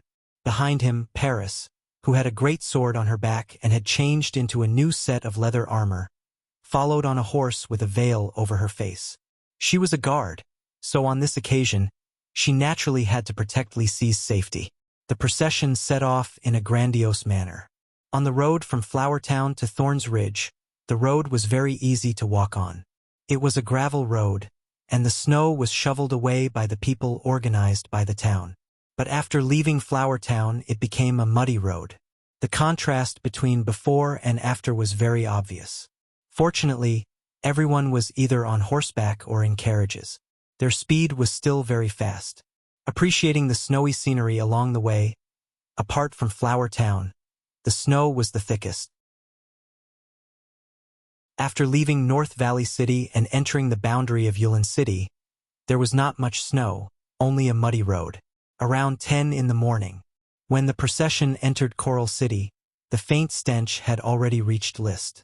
Fortunately, he was prepared and pinned a large amount of dried tulip flowers to his chest. This was a red tulip, and it smelled very fragrant. In Coral City, fresh and dried tulip flowers were very popular. Even if you lived in Coral City all year round, you would still not be used to the smell all day long. Fortunately, the procession was just passing by and went straight to Tulip Castle. The majestic Tulip Castle was still surrounded by a sea of flowers. The colorful tulip was fluttering in the cold wind. On the southern hillside, a large purple-black tulip could be seen. It was the expanded magic ingredient black tulip, which had occupied the largest area of the sea of flowers. The tulip sprite's fragrant cordyceps was in the middle of this black tulip. Rising along the hillside, the Tulip Castle Night Guard soon came to greet the procession. Until the procession was led to the gate of Tulip Castle, the castle servants received them. The butler Louis already needed to walk with a cane.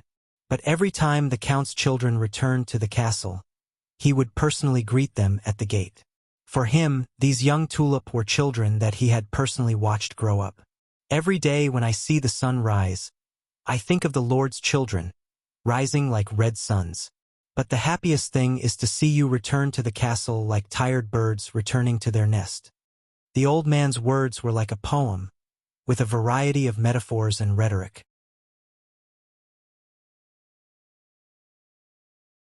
Chapter 234. Master Levis and Master Lytton are at the Night Academy. Miss Lavera is accompanying the old lady to watch a farce in Coral City. They did not know you were coming today. They will probably be back at noon. Louis led Liszt upstairs to Tulip Castle. Because the celebration banquet was not held today, all the members of the Orders of Chivalry returned to their territories first to solve their respective territorial affairs. The day after tomorrow, that is, December 23rd, was the time for the celebration banquet. So at this time, Tulip Castle was not very lively. only the hundreds of servants in the castle were busy. Randy, Russell, Paris and others were not nobles and could not go upstairs, so they could only wait downstairs. Master List! Master List! The servants in Tulip Castle saw him and saluted. Soon after, he passed the living room and saw Madame Marie drinking tea. She was drinking tea while listening to the deputy butler Silva's report. She was probably dealing with the Tulip Castle business. Madam, greetings to you. List greeted politely, revealing a trace of unfamiliarity. Madame Marie responded cordially. List, why did you arrive today? Your brother, sister, and brother have yet to return. You should have informed me earlier so that I could make preparations. She had the air of a mistress. Of course, she was now the mistress of the Tulip Castle. There is no need to prepare deliberately. I will stay in Tulip Castle for a few days. Today I just miss my father and brother too much, so I came early. Oh, really? You must have a lot to say to your father. Go, he is in the study. Yes. After saying goodbye to Madame Marie, when he came to the study, the door was already open. A servant had already informed the Count of List's arrival. Not only was the Count in the study, but there were also several strangers. Looking at their clothes and standing posture in the study, it could be seen that they were officials of Coral Island. These officials were all small nobles. The Count looked at List from behind the desk and said to the group of officials, "You can go back first. I won't keep you for lunch. I'm going to hold a family banquet." "Yes, sir." The officials took their leave. At the same time, they also greeted List. "Young Master List, long time no see." "Hello." List smiled in response. He did not know any of these people. He had spent most of his adult life in the Night Academy, so he really did not know who these officials were. After the official left, the servant also left and closed the door.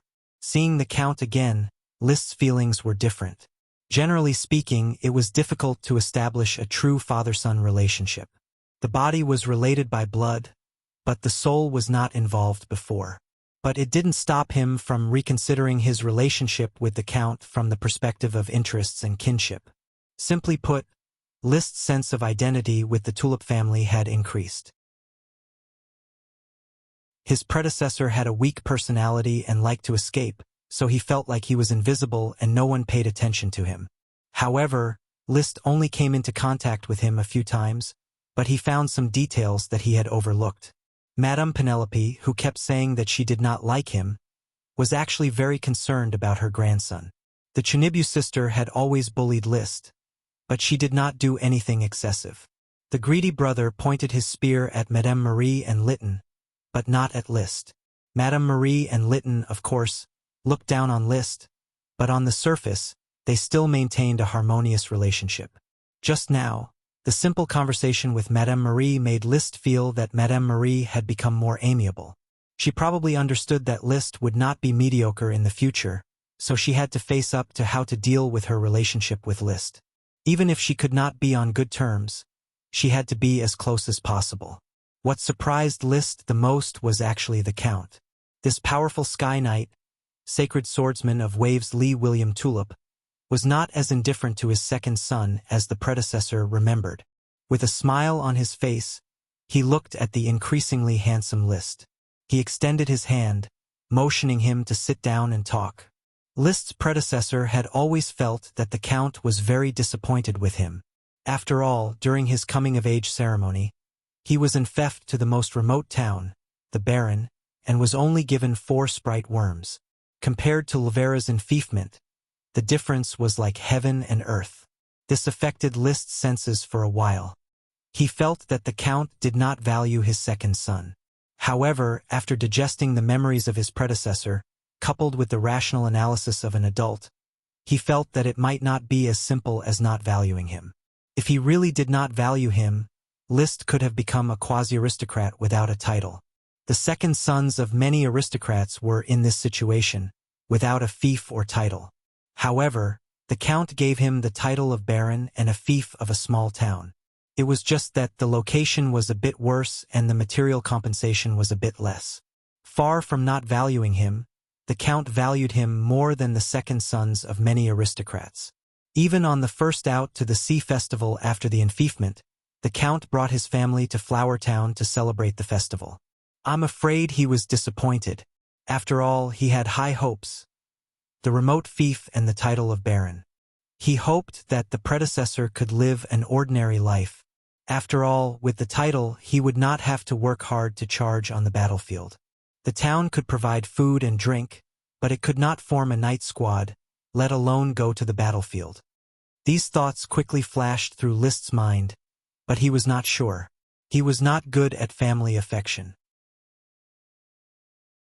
Sir Father, after receiving the news of your safe return, the stone in my heart was quickly thrown away.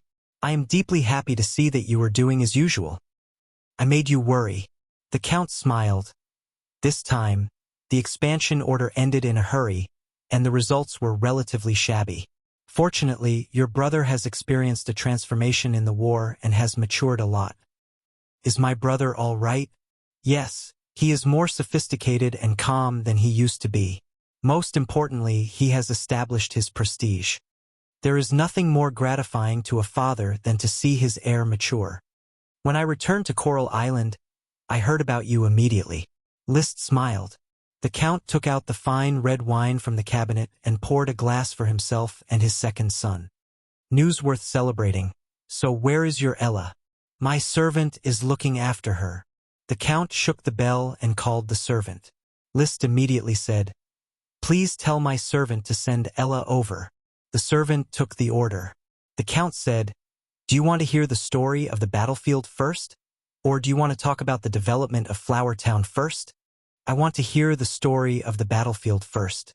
List said without hesitation. Surprised for a moment, the Count sighed and said, Sure enough, a warm castle will restrain people's aspirations. Fledglings need to constantly test their flight. I'm afraid Levis will drag you to tell me the story of the battlefield all day and all night, so I won't say it. Let's play a game of deduction.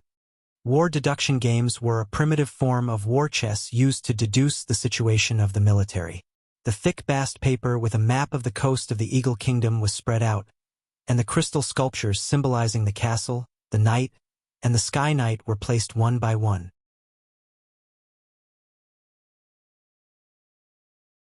Chapter 235. It was a childish game.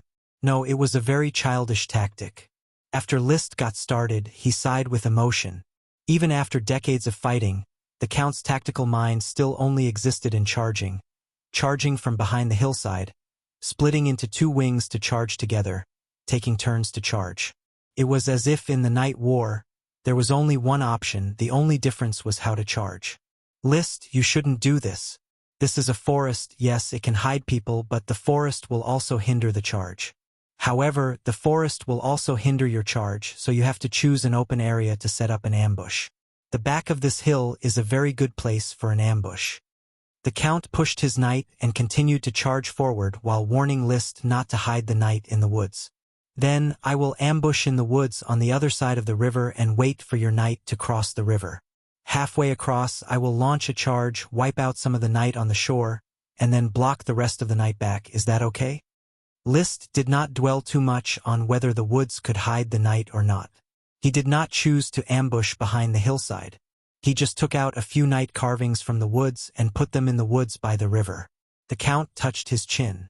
That's fine, but why don't you ambush behind the hillside?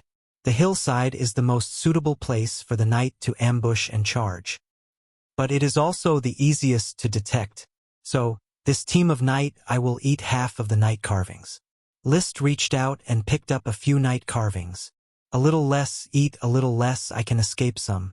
The Count took back a carving, thought about it and took back another one.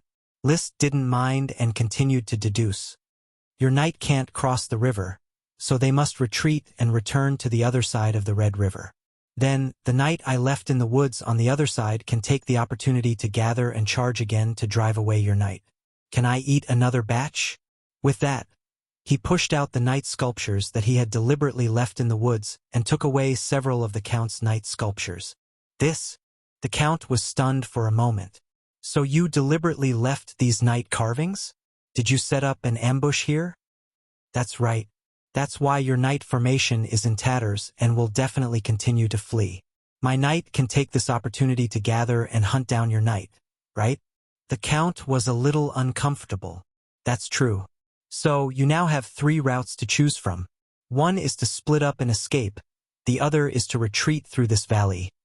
Before he could finish, the count interrupted. You can't divide your troops in this area. Otherwise, your forces will be too scattered and won't be enough to launch a charge. Of course, I don't plan to set up an ambush here.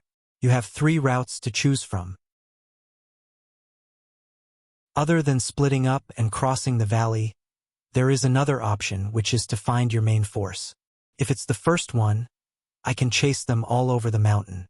If it's the second one, you can stay away from the battlefield and don't need to pay attention to it.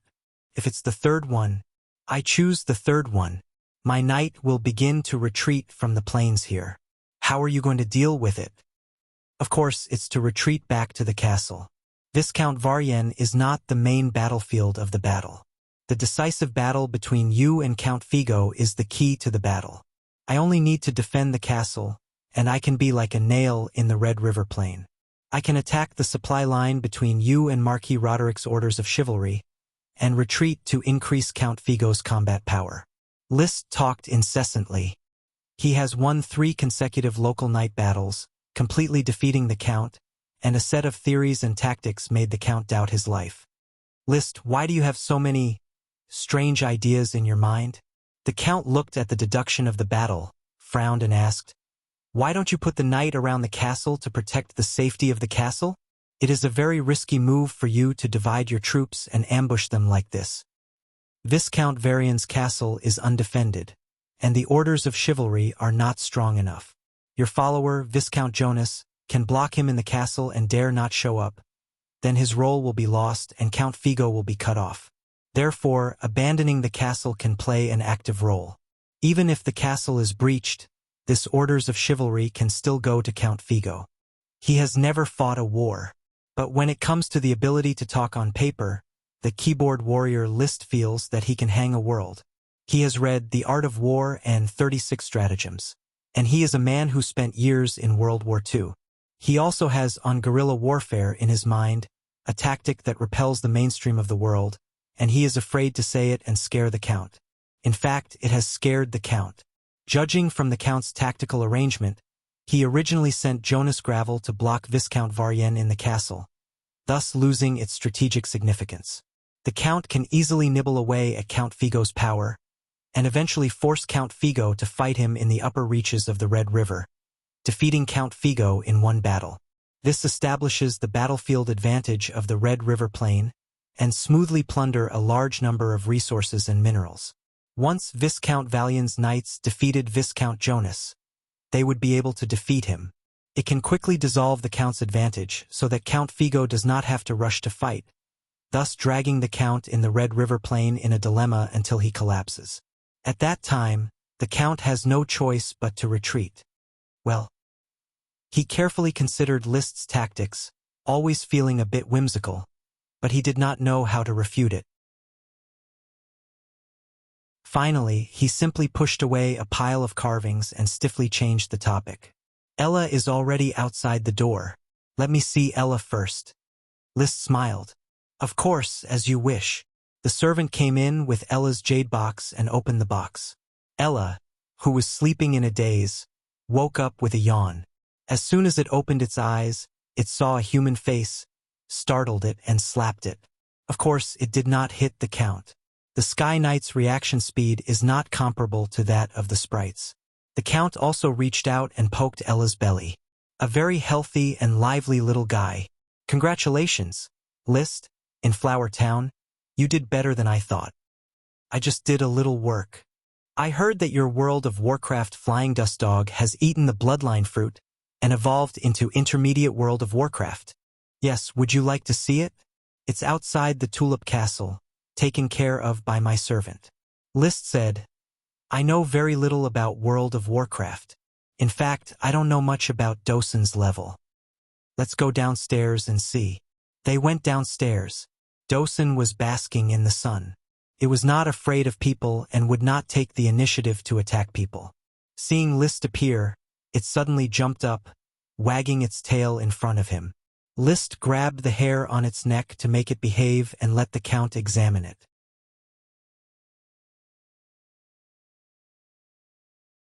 Chapter 236. This chapter is Purple Dazzling Wing. Half of World of Warcraft's magic comes from the body's refining and the other half from external absorption. Intermediate World of Warcraft absorbs the magic of the outside world much faster than low-level Warcraft. This is a very subtle absorption that List can't see with magic eyes, but the Count, as a Sky Knight, can clearly feel it. Therefore, he concluded that Dosen has reached the level of Intermediate World of Warcraft. As for the degree of blood boiling, it is a judgment based on the differences in the blood of the same species. The same species here can be regarded as an evolutionary lineage, such as ordinary dogs, flying dust dogs, and Dosen. Between the same species, there is a clear difference between the strong World of Warcraft bloodline and the weak World of Warcraft bloodline. The strong World of Warcraft bloodline is very active, flows fast, the temperature is high, and the change in nature is obvious. For example, at the level of a dragon, the degree of blood boiling can directly infect the dragon bloodline. The Count is experienced, and he judged that Dosen is an intermediate World of Warcraft, which is almost a coffin. Father, Dosen can only release rock thorns at present. What do you think limits its understanding of magic? As long as Dosen can't learn new magic, List will not be at ease. After all, whose intermediate World of Warcraft only has rock thorns? Oh, there is also multiple rock thorns. Don't worry, List, it is just a puppy. The Count reached out and touched Dosen's shiny black fur, causing Dosen to whimper. It still needs time to settle. Like humans, World of Warcraft also needs to accumulate in order to truly transform and become a more noble existence. Wow! Ella, who was lying on top of List's head, cried out again for some reason. It came to the strange place of Tulip Castle and was a little cramped. In fact, when it was a sprite worm, it lived in Tulip Castle, but it probably had no memory at that time. They were talking about Dosen and Ella. On the main road outside the castle, a group of knight was already running towards them.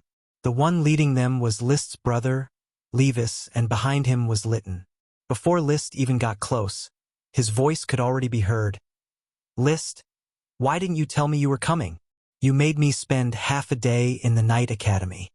After dismounting from the horse, Levis hugged List, showing the intimacy between brothers. After waiting for him to speak, List said, I missed you and Father very much, so I came earlier. After going to the battlefield, Big Brother has changed a lot. He has the temperament of a father. Levis was very happy. If you don't go to the battlefield, you will always be a fledgling. Once you go to the battlefield, you will see blood, and when you look back at the past, you will feel that many of the things you did were very childish. At this moment, Lytton dismounted from his horse and shouted, Brother List, Lytton, you've grown taller. List responded with a smile. The boy was only 12 years old, but he was already at least 175 meters tall. He could get the Count's attention not entirely because of Lady Marie's pillow talk, but because of his own talent. The Count saw that all three of his sons had performed well and was very satisfied, but he put on a serious expression on his face. Since you're all back, let's have a good talk. After that, he entered the castle alone. After the Count left, Levis and Lytton turned their attention to Dosen and Ella. Ella was just an elf, and there were 11 in Tulip Castle. However, the charm of Intermediate World of Warcraft was firmly attracting the two. Men's fantasies were famous horses and World of Warcraft.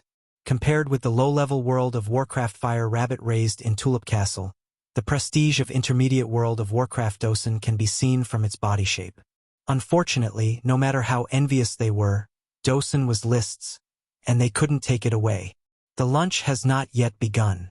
Levis, as the Count expected, pulled List and began to talk about his experience on the battlefield, such as charging thousands of miles to attack the enemy's castle, guarding the food, speaking boldly at the military meeting, and rescuing the slave girl. These were all boastful and exaggerated elements. But it does interest List, especially when Levis saw the Count and Count Figo, two Sky Knights, duel. The Count is known as the Wave Sword Saint, and Count Figo is known as the Fire Cloud Sword Saint. The two sword saints flashed and moved in the sky, and their fighting spirit gushed out, covering the sky and the sun. The confrontation of water and fire almost cut off the red river below. In the end, the Count's waves overshadowed Count Figo's fire cloud, seriously injuring Count Figo. Then he launched the night charge, defeating the opponent's orders of chivalry in one fell swoop. Occupy the Red River Plain, plunder resources, and make a career. Father's giant wave breaks the tide, is invincible under the Sword Saint. I really want to break through to the Sky Knight one day, have high-level fighting spirit, and use such an incredible fighting spirit. Levis' admiration for the Count was like a torrential river, although his eloquence was average, and his narration was dry. But Liszt could still feel the horror of the battle between the Sword Saints, and his heart was also surging. If the Sword Saint was really as powerful as Levis described, the current Trembling Woods was probably far from being his opponent. After all, the Sword Saint could fly for a short period of time, while Trembling Woods could only jump. He measured the gap between himself and the Sky Knight and felt that it was bigger than he thought. Unless Dosen develops a new magic, such as Flying Rock, which can attack the air, he can only be beaten passively. Suddenly, he thought of Paris again. He didn't know if the transformed Black Dragon could fight with the Sword Saint for hundreds of rounds, probably for a period of time, and then be defeated or be corroded by the power of the dragon, die, and become a white dragon. Brother, in this war, has there been a Dragon Knight? No, unless the war is really out of control, no country is willing to send a Dragon Knight or a dragon. There are too many uncertain factors involved. In fact, I didn't even see the Grand Duke's Sapphire Dragon. In every battle, the Sky Knight is the main force. He paused and said excitedly, but I saw the advanced world of Warcraft. It was a thousand-eyed tarantula, the mount of Marquis Gladden of the Eagle Kingdom. It jumped higher than the Sky Knight. Unfortunately, Gladden came to send a truce. I followed Marquis Roderick and felt the aura of the thousand-eyed tarantula, and I trembled all over. Why did this war end so quickly? Because of the intervention of the Blast Furnace Kingdom, the daughter of the Eagle Kingdom married the brother of the King of Blast Furnace, the Duke of Heisberg. Levis said with a low voice, "The Duke of Heisberg has a dragon, and it is said that he may become a Dragon Knight before the age of 40. Liszt frowned. So, the Eagle Kingdom and the Blast Furnace Kingdom are going to form an alliance? Things are not that bad. It is normal for kings to marry each other. But there is still a war to be fought. It's just that we can't fight anymore this year. We have just occupied the Red River Plain, and we have not had time to plunder many materials and mines. So we have to retreat. The income is getting less and less year by year. The Count had made his fortune by the order of expansion. Every time he attacked the Eagle Kingdom, he could bring back a lot of materials.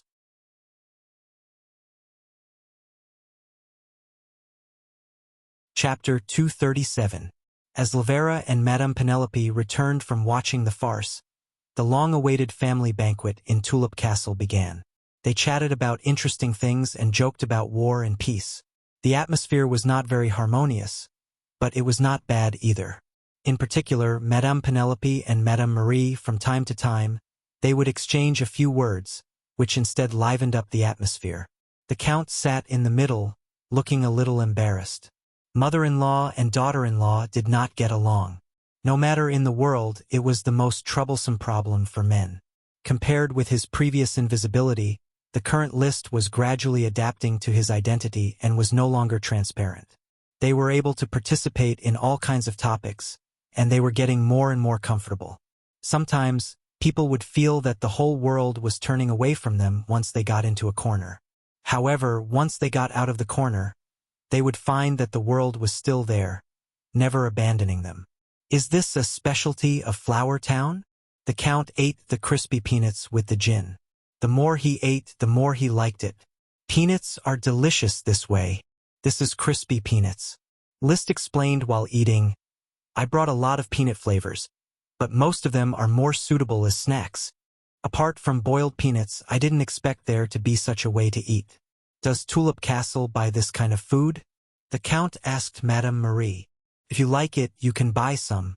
List's flower caravan seems to sell this kind of peanut food in Coral City? Yes. Basically everywhere there is a flower caravan, these goods are available. The Count nodded. Then buy some more. I feel that the taste is good, especially after drinking and eating a few peanuts. It feels very comfortable. Peanuts attracted the Count's attention. The exquisite new bread of Flower Town was also presented on the table and won everyone's favor. Coupled with the egg soup and scrambled eggs that Tulip Castle's chef learned from Mrs. Abbey, as well as the seafood that had become unavailable to Coral Island aristocrats, the delicacies provided by Flower Town occupied 1/3 of the table. Levis nibbled on a hamburger with meat in it, which was also an invention of the Flower Town, while saying, "List, you have a good chef. I never knew that bread and eggs could be made into such different delicacies. It's a pity that these foods don't have much commercial value. Otherwise, I would be richer than Viscount Trick." The commoners did not pursue the variety of food, and the nobles were more inclined to let their own chefs learn how to cook, rather than buying ready-made food. Most importantly, there was no monopoly on the source of these ingredients. They were all very common things, and everyone had the ability to gather them. Viscount Trick of Beer Island owned the hop sprite and monopolized the hops, which was the most important ingredient in brewing beer. That was why he was able to monopolize the sale of superior beer. Egg soup, scrambled eggs, seafood, and peanuts. All he needed was a creative idea. Most of these foods were invented by Liszt to satisfy his stomach. He also wanted Mrs. Abbey to make some money before others could learn it. The industries that could really do business were those with monopolistic nature. For example, beer had a monopoly on raw materials, soap and liquor had a monopoly on technology, and cement, ceramics, glass, and white paper that would be developed in the future. This was where Liszt's hopes lay. After afternoon tea, Liszt walked around the Coral City. First, he went to the night college to meet with the familiar students in the college and to contact the gradually estranged feelings. He also wanted to show his ambition, hoping that these future Earth Knights would consider him when they choose to follow the Lord. Next, he went to Frank's home and chatted with little Sally for an hour. The friendship of youth still had to be considered, and he could not be too heartless. Then, he visited several friends in the Coral City.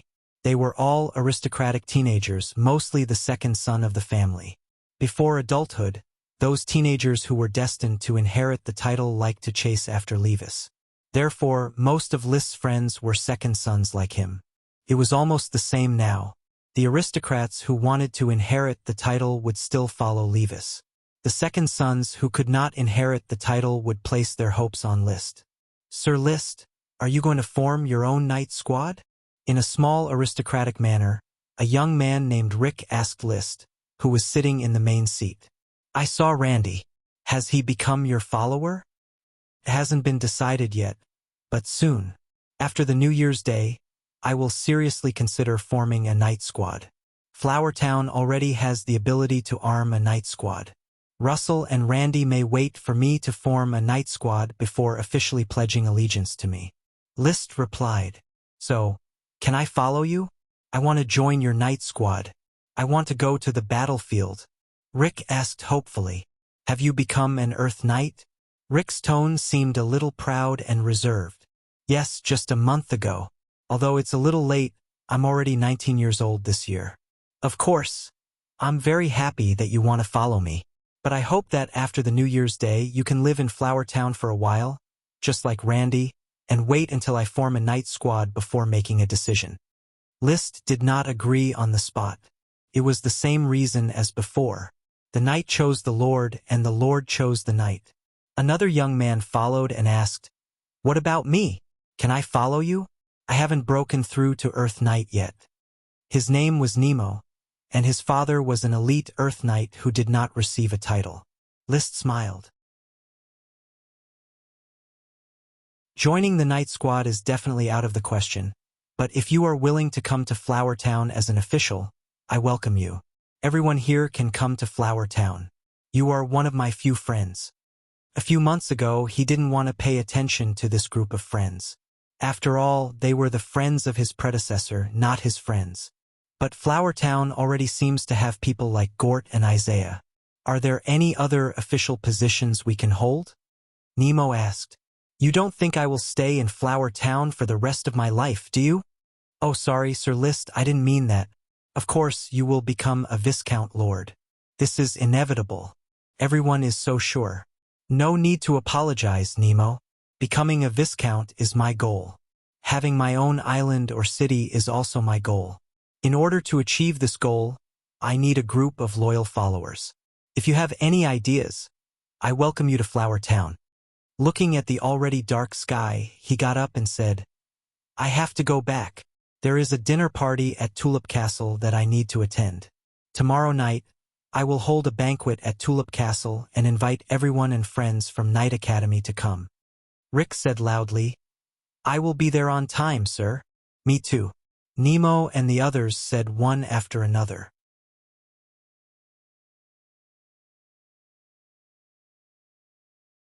Chapter 238. The banquet was not grand. The Count called over the officials of the Coral Island and Levis called over some of his subordinates to have a chat. After the dinner, List found an opportunity to go into Levis's study with him. Brother, how good are you at tasting liquor? List took the bottle containing the original flower wine from the servant's hand, unscrewed the cap, poured a glass, and pushed it in front of Levis. Taste this liquor and give me an evaluation. I'm very good at judging liquor.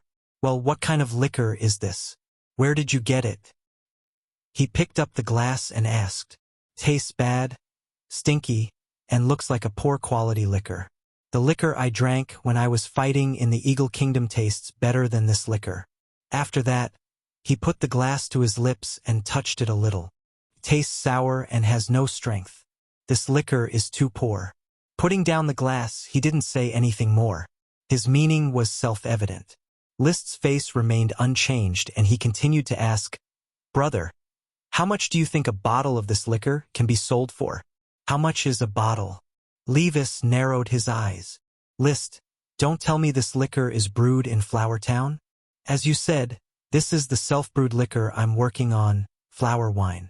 It's just that it hasn't been successfully brewed yet and the quality of the liquor obtained is very low. But anyway, I have already researched the liquor brewing technology, haven't I? Hearing this, Levis's eyes were already shining and he couldn't wait to open his mouth. What? You have developed the liquor brewing technology? God, List, don't lie to me. Do you know how valuable the liquor brewing technology is? There are only 5 kinds of liquor in the Grand Duchy, 3 of which are in the hands of the Marquis and 2 of which are in the hands of the Grand Duke. The Count commented that Levis, who has been on the battlefield, has matured. But at this moment, Levis is still the same Levis and his eyes are red. Grandpa hasn't mastered the liquor brewing technology. Don't be too surprised, brother. It's just the liquor business. Compared to magic potions, the liquor business is nothing. It's nothing. Levis's breathing was heavy. Of course the magic potion is valuable, but it's barely enough for me to use. Father needs the potion from Tulip Castle, I need it, and maybe Lytton will take a portion of it in the future. There's also Lavera. She will definitely be shameless enough to snatch some of it. With the magical power of the Great Tulip Sprite, the Black Tulip could produce a large amount of magic potions. But there were also many people who were counting on this batch of magic potions. Of course, the Black Tulip business was signed by the 3 siblings. But once the power of the Great Sprite was used, the share that should be turned over to the Count would not be left untouched. At most, Levis would eat up all the increased profits. I'm not as lucky as you. You've got Intermediate World of Warcraft, Black Tulip, Flame Mushroom, and even Thorn Potion. You're the only one who has them. It seems that you can't make much money from magic potions, brother. Of course I can't even earn a single share. The money from my other businesses is all spent on magic potions. Do you know that every time I take a bottle of magic potion, I feel pain for a long time? You're not an elite Earth Knight yet, so you can't understand the pain and joy of an elite Earth Knight. His expression was almost distorted. So, brother is very short of money. You know the answer. What if I'm willing to share the liquor business with you? List threw out the bait that he had prepared. He was too lazy to continue acting. Levis's exaggerated expression and tone were simply exaggerated performances. He did not put his heart into it at all. He had probably guessed some of the situation when List asked him to taste the liquor. Levis was never a fool. He had been promoted to an Earth Knight in his youth and was known as a genius. If it was an outsider, List might have pretended to be polite. Since they were brothers, he might as well make it clear. Sure enough, hearing List's words, Levis immediately put away his exaggerated acting and put on an eager enthusiasm. What? List? You mean you want to share the liquor brewing technology with brother? Brother has already told me the preciousness of the liquor brewing technology. Before I separate, it doesn't matter who has it. If one day I want to separate, I will give you the liquor brewing technology as soon as possible. My idea is that I will make the liquor, you are responsible for the sales, and we will split the profits in half. After a round of bargaining, the two brothers had basically determined the way of cooperation. Levis would provide protection for the liquor business, provide the raw materials needed for brewing, and be responsible for external sales, accounting for 60% of the profits. List would be responsible for brewing the liquor, accounting for 40% of the profits. List was basically satisfied with the share of 40% and 60%. It was normal for the channel to take a big share, not to mention providing protection. If one day the two brothers really separated, the cooperation would be suspended, and the technology would be shared. The current liquor brewing technology is still under improvement, and it will take some time to really brew qualified liquor. The most important thing is that the brewing equipment is in urgent need of a batch of iron, but Flourtown is extremely short of iron. I hope you can help me solve it. Are you interested in the spoils of this time?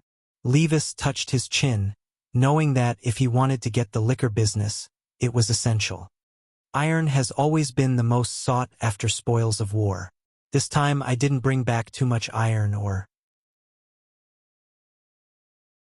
I don't have much at my disposal.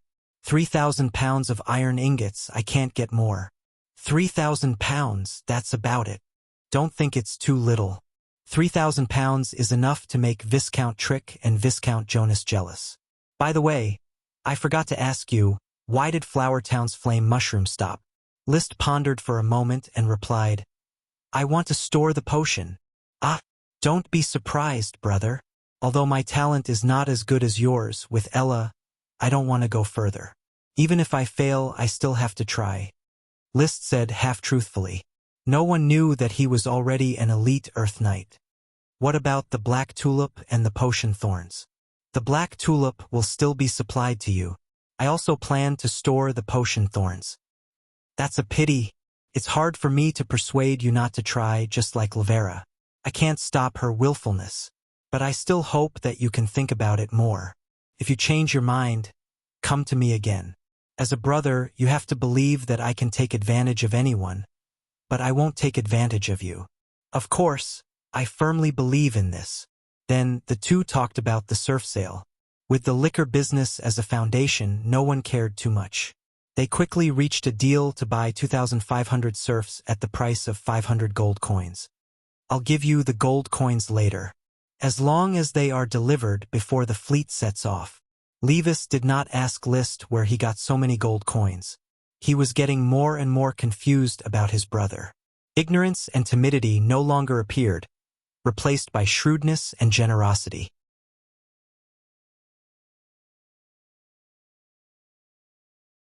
Chapter 239. Gold Coins. List didn't have much of this stuff. His current liquidity was only about 100 gold coins. The territory did rely on the flour caravan business to make a lot of money, and taxes were increasing day by day. However, the expenditure of the territory was also growing day by day. List's own food and drink expenses were at least a few dozen gold coins a month. Those strange delicacies were not valuable, and the cost of materials and labor were very cheap. What was valuable was the World of Warcraft meat. He had become a meat-eater who couldn't live without World of Warcraft meat. If it wasn't for the territory that could produce its own potions, his personal consumption would be even more terrifying. The construction of the territory was even more expensive. If Black Horse Island was developed, it would be a huge black hole. At least for a year or two, it would be difficult to see any benefits. The development of Flower Town was basically on the right track, but the cost was definitely not small.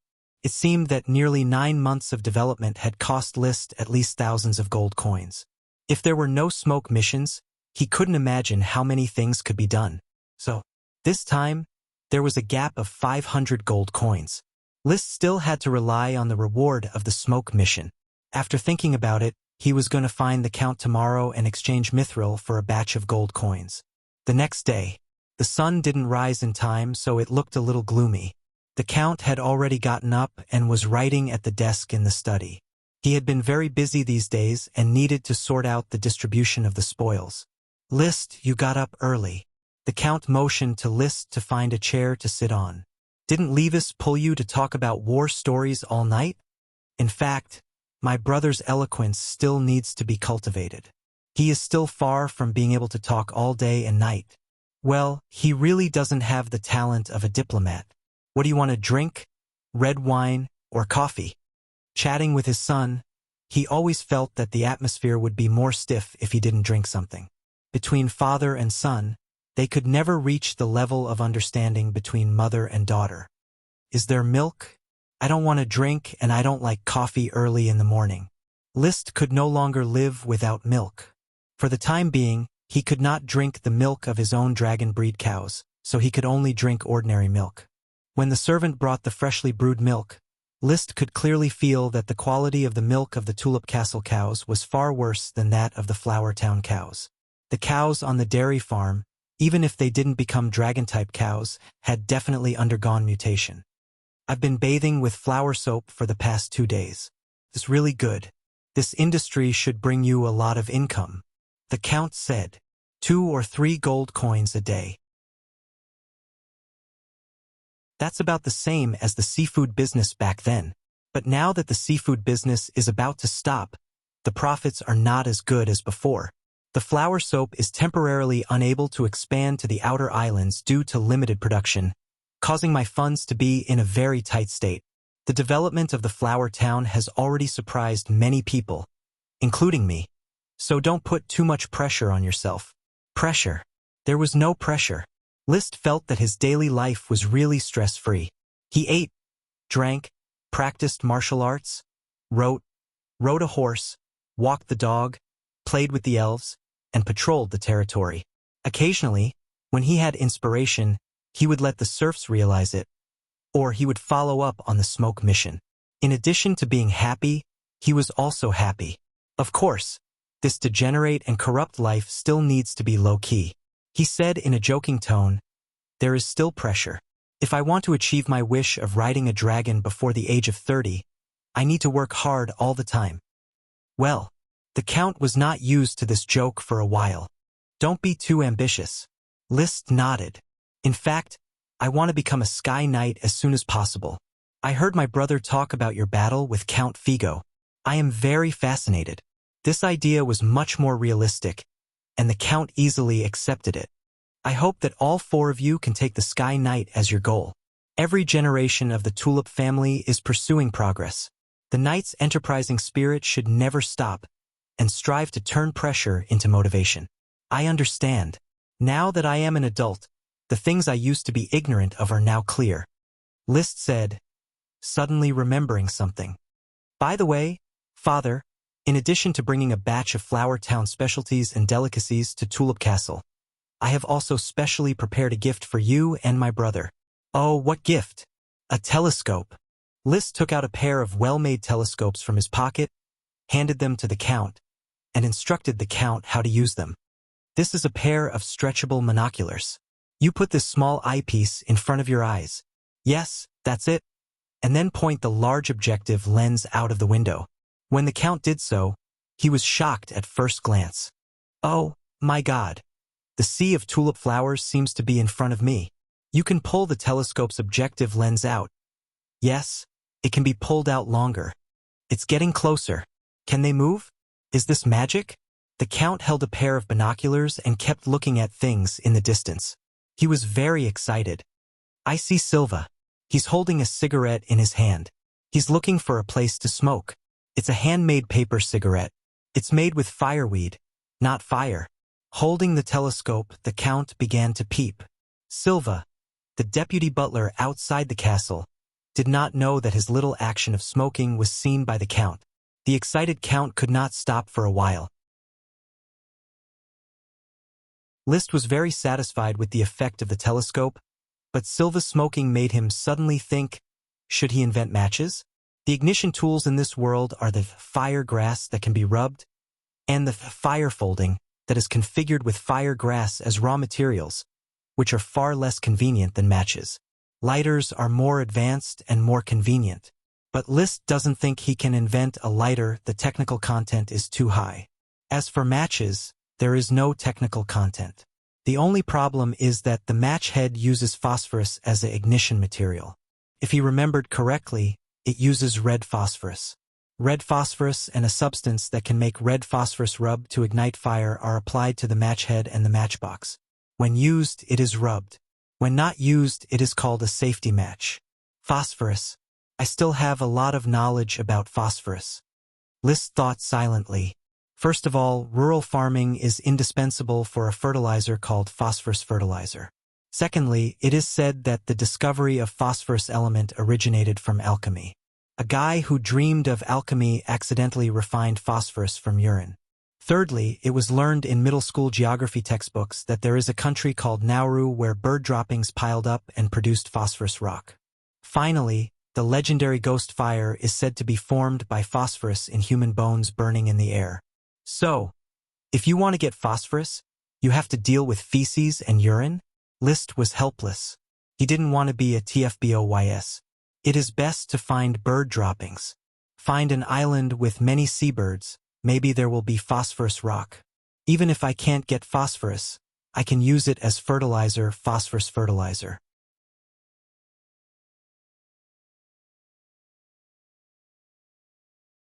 Chapter 240. I invented it. You invented it? Yes, a shipwreck was found on the coast of Flower Town and some treasures were salvaged, including a few crystals. I invited a crystal craftsman and a wizard to carve a crystal lamp for me.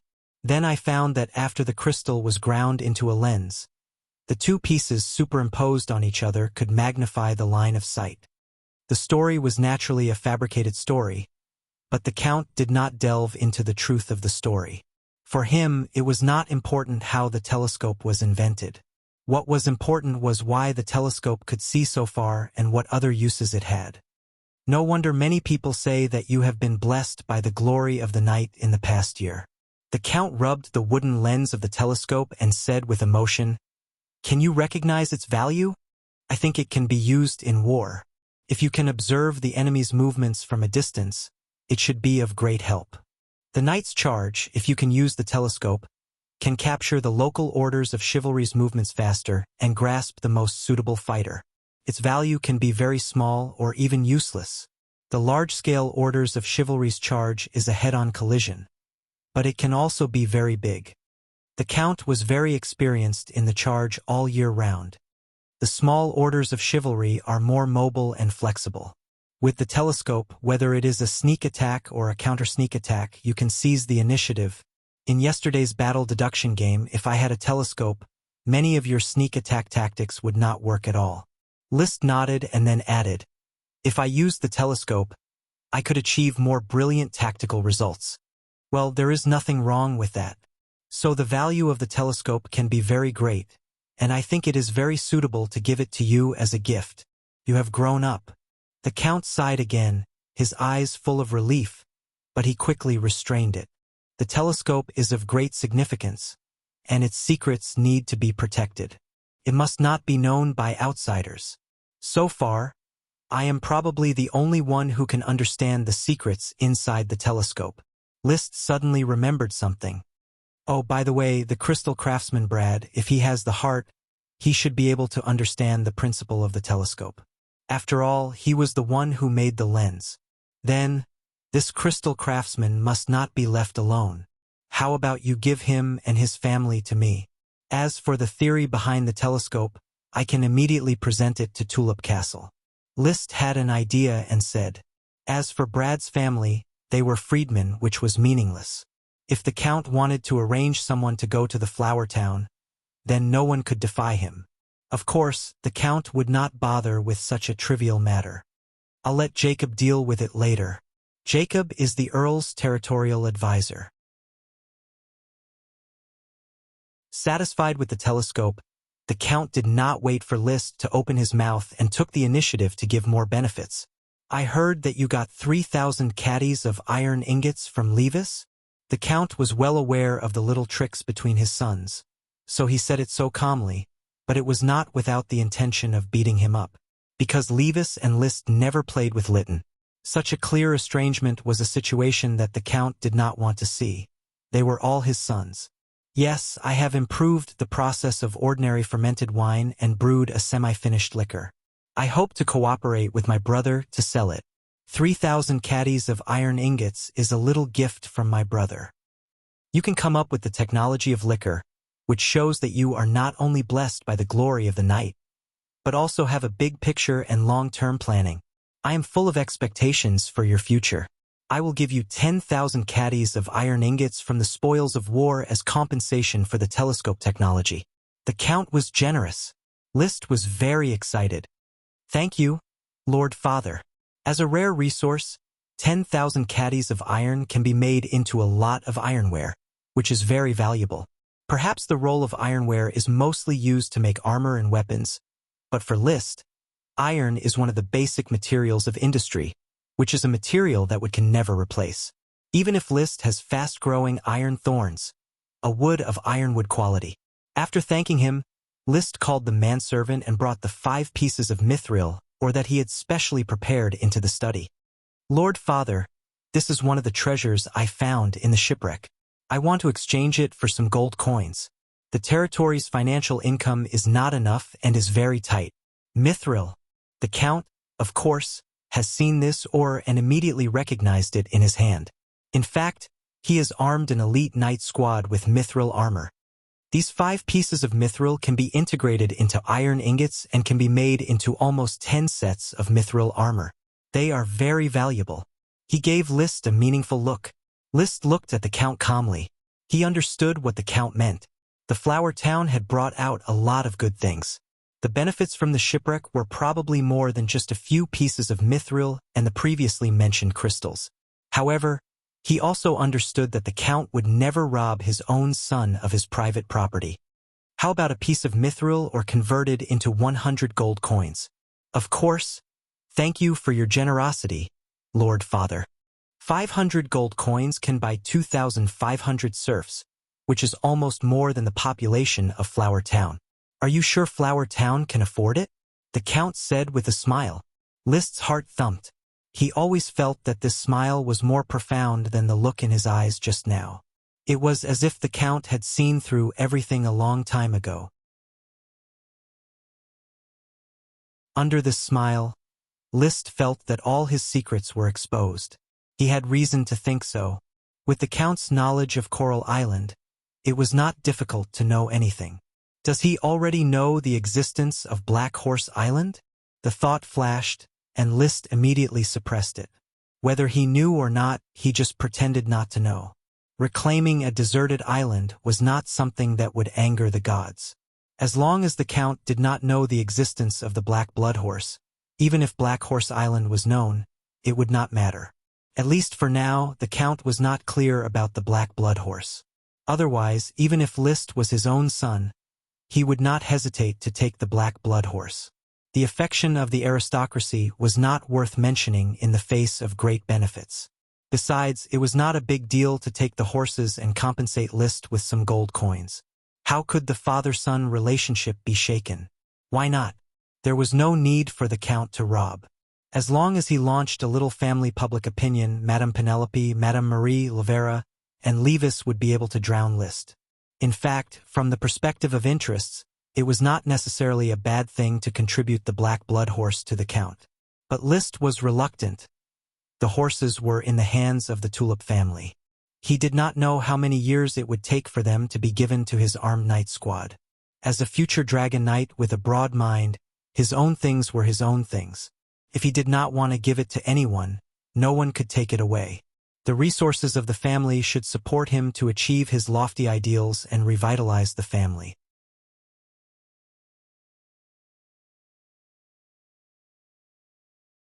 Chapter 241. That night, List invited his friends to a banquet at Tulip Castle, a total of 15 people. They were all descendants of knight who could not inherit the title, or trainee knight academy knight. Among them, List was most interested in the two Earth Knights, Rick Footprint, who had previously said that he would follow him at the aristocratic manor, and Griffin Haystack, an orphan. Griffin's combat energy attribute was lightning. He had just turned 20 years old, and his combat power was good. The only flaw was his stutter. Nobles paid attention to appearance, and they also paid attention to their physique. They could be ugly, but they could not be disabled. Stuttering was classified as a disability, so Griffin was not selected for the Orders of Chivalry in Coral City, and he was sad for a long time. He remembered that List's predecessor had also laughed at Griffin. But later he found that Griffin was a good person, very simple and honest, and he gradually felt a sense of sympathy for him. Of course, maybe he wanted to have a disabled person by his side to set off him. Now List was very satisfied with Griffin. He was simple and honest, hardworking, and regarded himself as a confidant. He could be said to be a very suitable candidate for a follower, and his loyalty was guaranteed. Except for Rick and Griffin, the rest were trainee knight. They might be qualified to be an official, but they were not qualified to enter the knight squad. Marcus, Russell, Randy, Rick, and Griffin. I already have 5 members of the knight squad, and with 7 more I can start a team. After sending away his friends who had drunk too much, List returned to the room he had lived in for more than 10 years and thought quietly. The knight squad was a unit, and they could practice the method of joint attacks, mixing their combat energy and rolling it into one. Only with a knight squad would one be qualified to go to the battlefield. As for List himself, his safety could be handed over to Dosen and the hired Paris.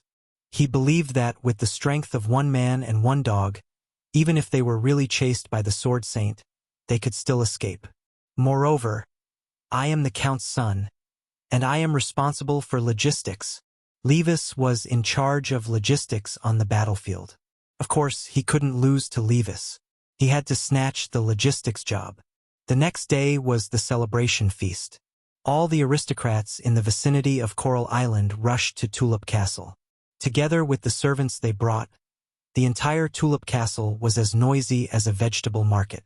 The members of the Orders of Chivalry who participated in the battle did not have a noble title and were certain that they would not receive a noble title this time. After receiving their gold coins as rewards, they immediately went back to their homes to find their mothers. There were 7 knights left without titles.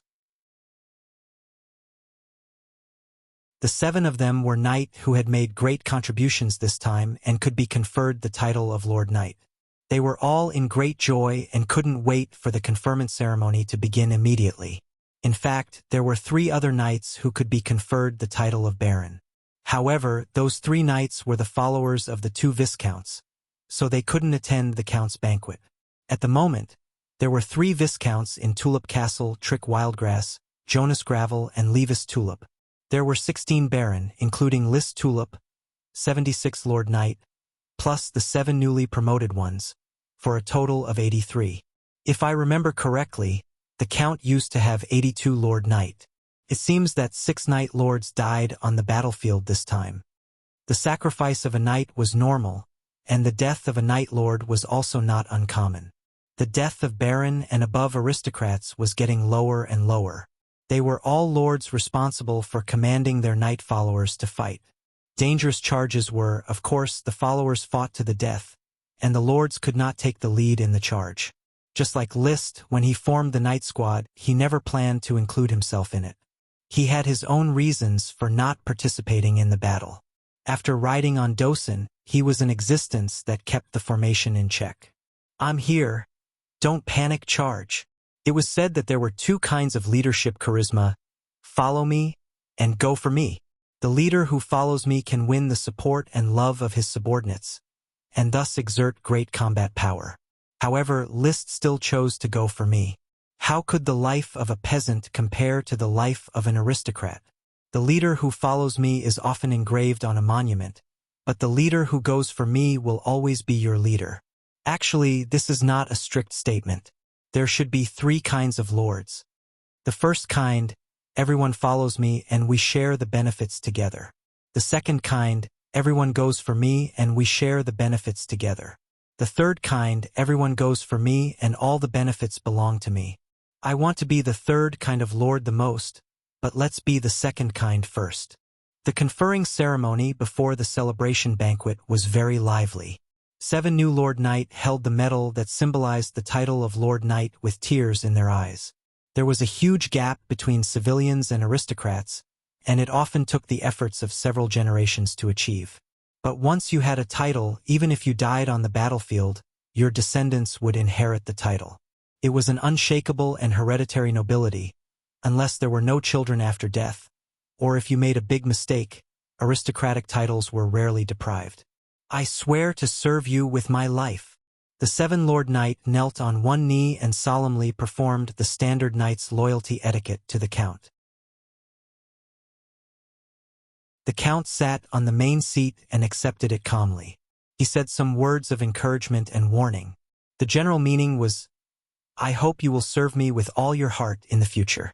I can give you titles, but I can also take them back. Keep a humble attitude, abide by the virtues of a knight, and don't let me down. After the conferring ceremony, the atmosphere reached a climax. The Lord Knight was drinking and bragging downstairs. The Baron, the Viscount, and the Count were drinking and bragging upstairs. Whether it was those who participated in the war or those who did not, they were all drinking heartily. Liszt was still not used to this kind of overly lively banquet and fell into a state of silence. Only when others raised their glasses to toast did he pick up his glass and exchange a few words of flattery with the other party. The current Liszt was no longer the Count's useless son, but a rising future Viscount. Even Baron Henderson, who scolded Liszt for being greedy in the territory, found an opportunity to toast to Liszt with a flattering smile instead of complaining to the Count. Baron Liszt, I wish Flower Town a prosperous business. Liszt simply responded, I also wish your territory a prosperous business. Baron Henderson wanted to say something, but he opened his mouth and didn't say anything. He just drained his glass, smiled ingratiatingly, and returned to his seat. The most eye-catching younger generation at the banquet. Not Liszt, but his brother Levis. On the battlefield this time, Levis was in charge of logistics and communication. He had seen blood and killed people. He had become a qualified heir in the eyes of the Count's followers. In the case of the Count being too majestic and only touching his lips when drinking, the followers naturally focused their firepower on Levis. Liszt could only be regarded as being affected by the firepower. But even if he was silent and tried to be invisible, he was drunk by the end of the celebration banquet. When he was helped to bed by the servants, there was only one thought in his drowsy mind. Sooner or later, I will also become a Count. Only I can persuade others to drink. No one dares to persuade me to drink.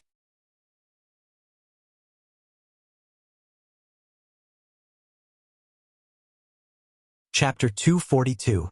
When he woke up, the qi in his body had eliminated the symptoms of the hangover, and Liszt was full of energy again. He said goodbye to the Count. The New Year's Day is in 2 days. I have to return to Flower Town to deal with some estate affairs. Just in time, I was going to send someone to inform you of something. Father, please speak. Last night, a ship from Red Crab Island arrived. The deputy steward of Longtaro Castle came by ship. He brought a letter from your uncle Masiro. The letter mentioned that your grandfather's body has never recovered, and this year is probably the last time he will celebrate the New Year's Day. So your uncle hopes that you 3 siblings can go to Red Crab Island to celebrate the New Year's Day. Marquis Merlin's body has come to an end. Liszt was inexplicably sad. He had a good impression of Marquis Merlin, who gave him a gem weapon, the red blood sword. Not to mention the feelings from the memory of his predecessor. When do we set off? You go back to Flower Town today and come back tomorrow. The day after tomorrow you will set off with the ship. The 2-day voyage will be just in time for the New Year's Day. The Count set the time. Yes, I'm finally going back. Paris stretched and cheered up. I have begun to miss the egg rolls in Flower Town. Oh my God. There are no egg rolls in Coral City. Not every place is called Flower Town. List raised his cloak and mounted Black Dragon. A black warhorse, black World of Warcraft leather armor, and a bright red cloak. The hood was not worn on his head, revealing his light blonde finger-length hair, blowing in the cold wind. It could dazzle a group of young girls and old girls. Young Master List is really handsome. The maids cleaning outside the castle, when they saw List at this time, blushed. It was unknown what kind of Mary Sue or Tom Sue story they were thinking of. Paris happened to hear the whispers of the maids and couldn't help but roll her eyes. However, when she saw List waving to Madame Penelope, Lavera, and Madame Marie on horseback, she couldn't help but smile.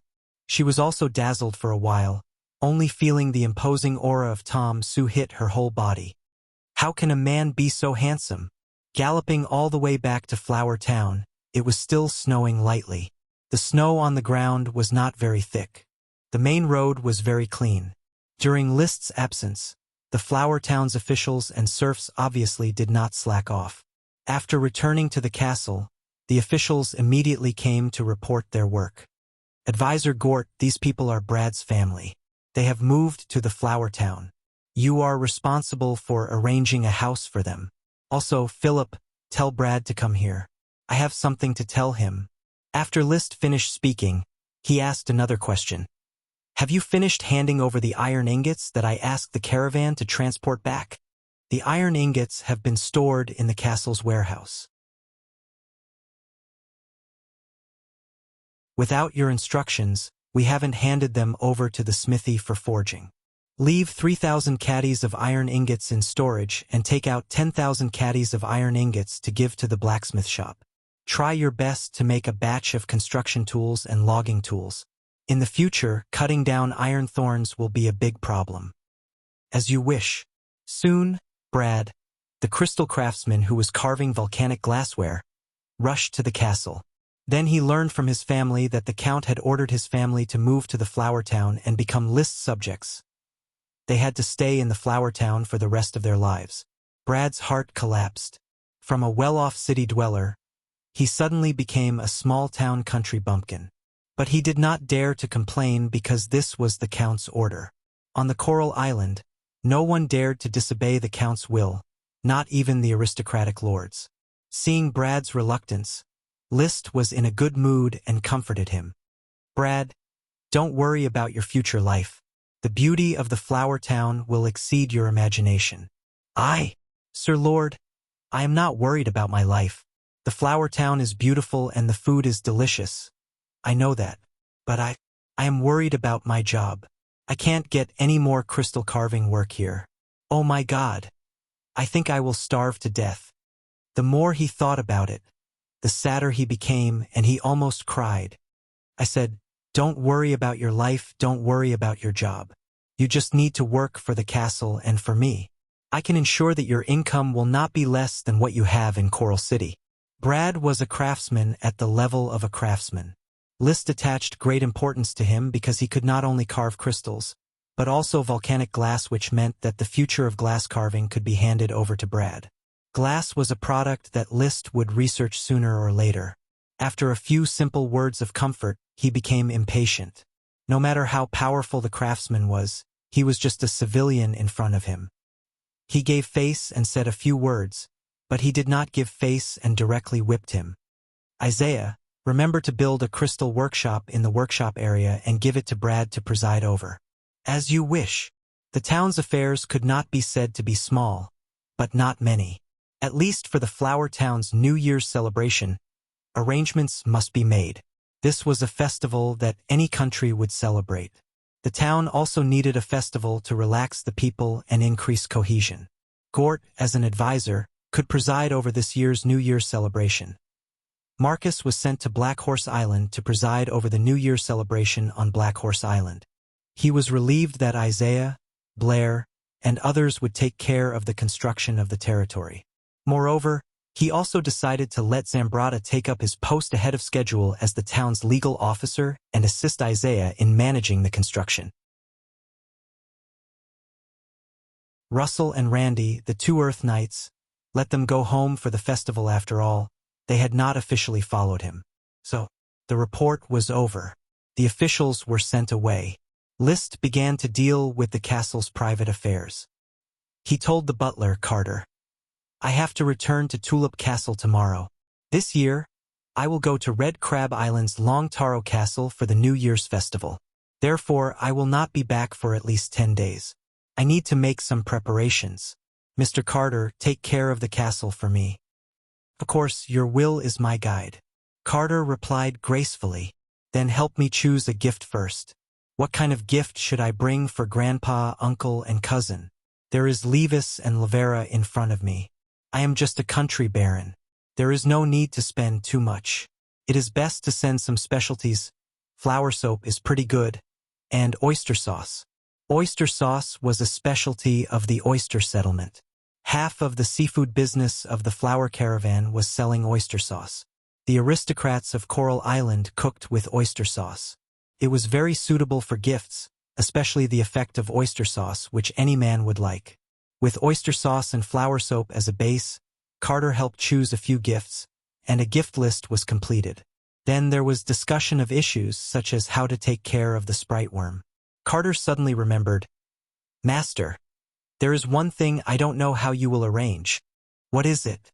When old Defoe of the kennel came to check on Stupid Woman's condition, he said that Stupid Woman may give birth in the next half-month. "I don't know how you will arrange it?" "Did he say when exactly?" "He can only see a general idea. Otherwise, I will have someone call old Defoe over."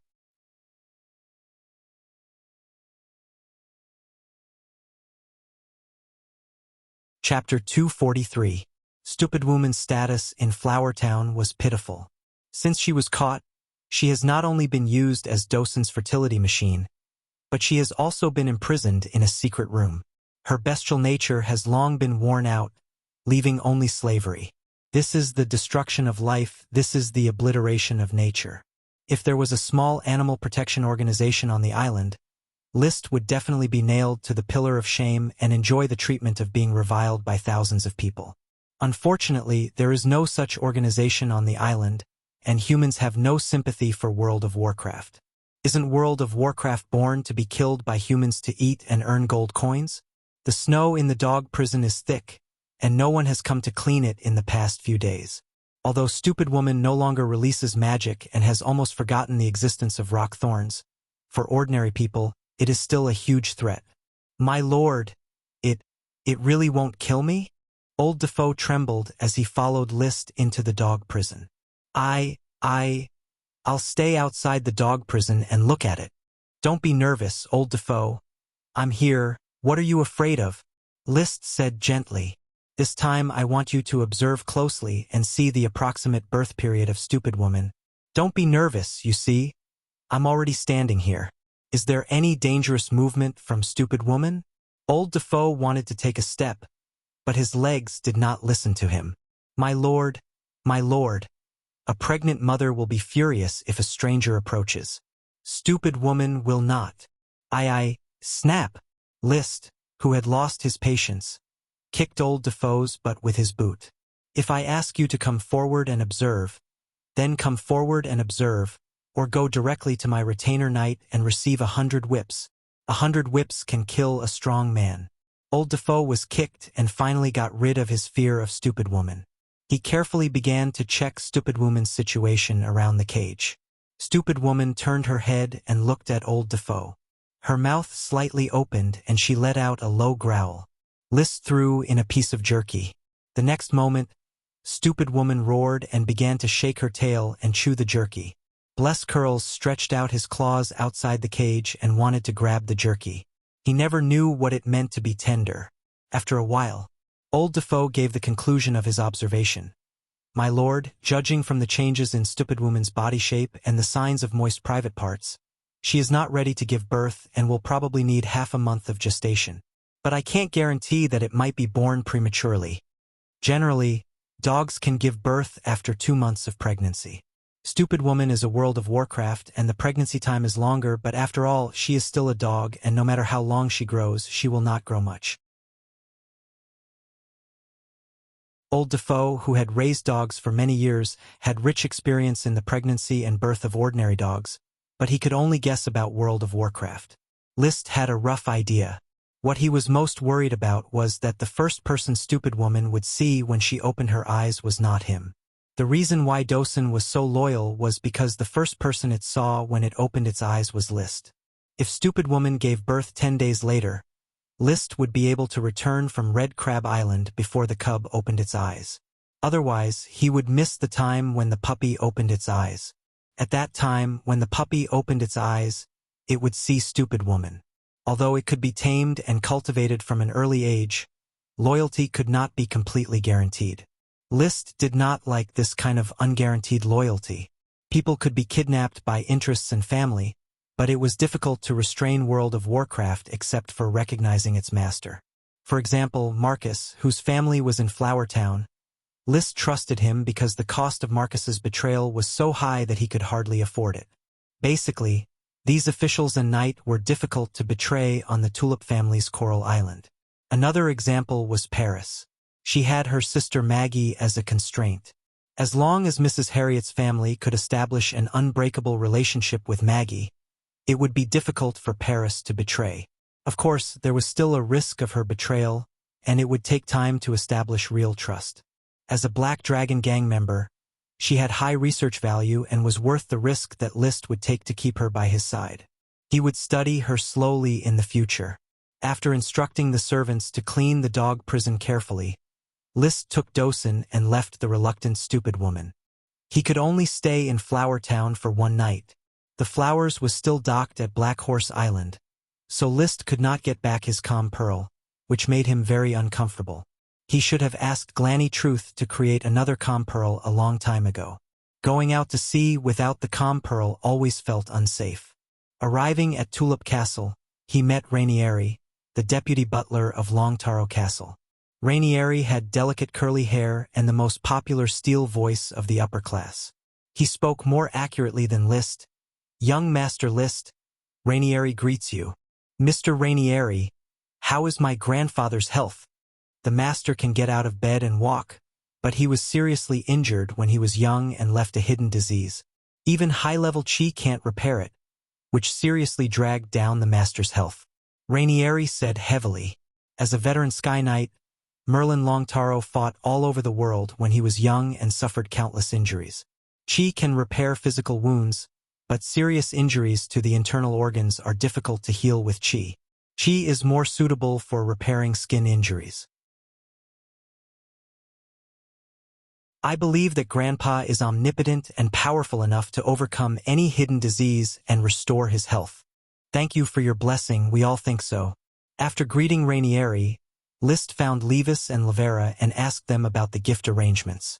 As the heir of Tulip Castle, Levis naturally had a lot of gifts, all of which were very high-end and expensive, including a gift from the Count to his father-in-law. Lavera's gift was much lighter. It was a small gift with a heart.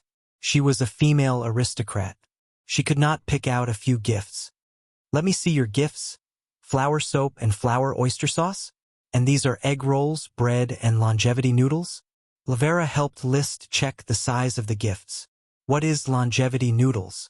"It's a long, long noodle." "Oh, I forgot that you don't know what noodles are." Noodles are Mrs. Abby's new food. A long noodle, boiled in water with seasonings, and with 2 eggs, is a very delicious dish. And long noodles mean longevity. Very creative. I'm jealous that you have a chef like Mrs. Abby. My chef can only make bread and can't even learn how to scramble eggs. But don't you think these gifts are too light? Grandpa gave you a gem weapon. Are the gifts you sent worth a gold coin? It's probably worth 2 gold coins. After hearing Lavera's words, List also began to feel ashamed. These gifts were said to be local specialties, but to put it bluntly, they were cheap local goods. After thinking about it, he added, "I'll add a black pearl." A fist-sized black pearl could be made into a defensive magic equipment and was worth hundreds of gold coins. In this way, his gift had value and was no longer shabby.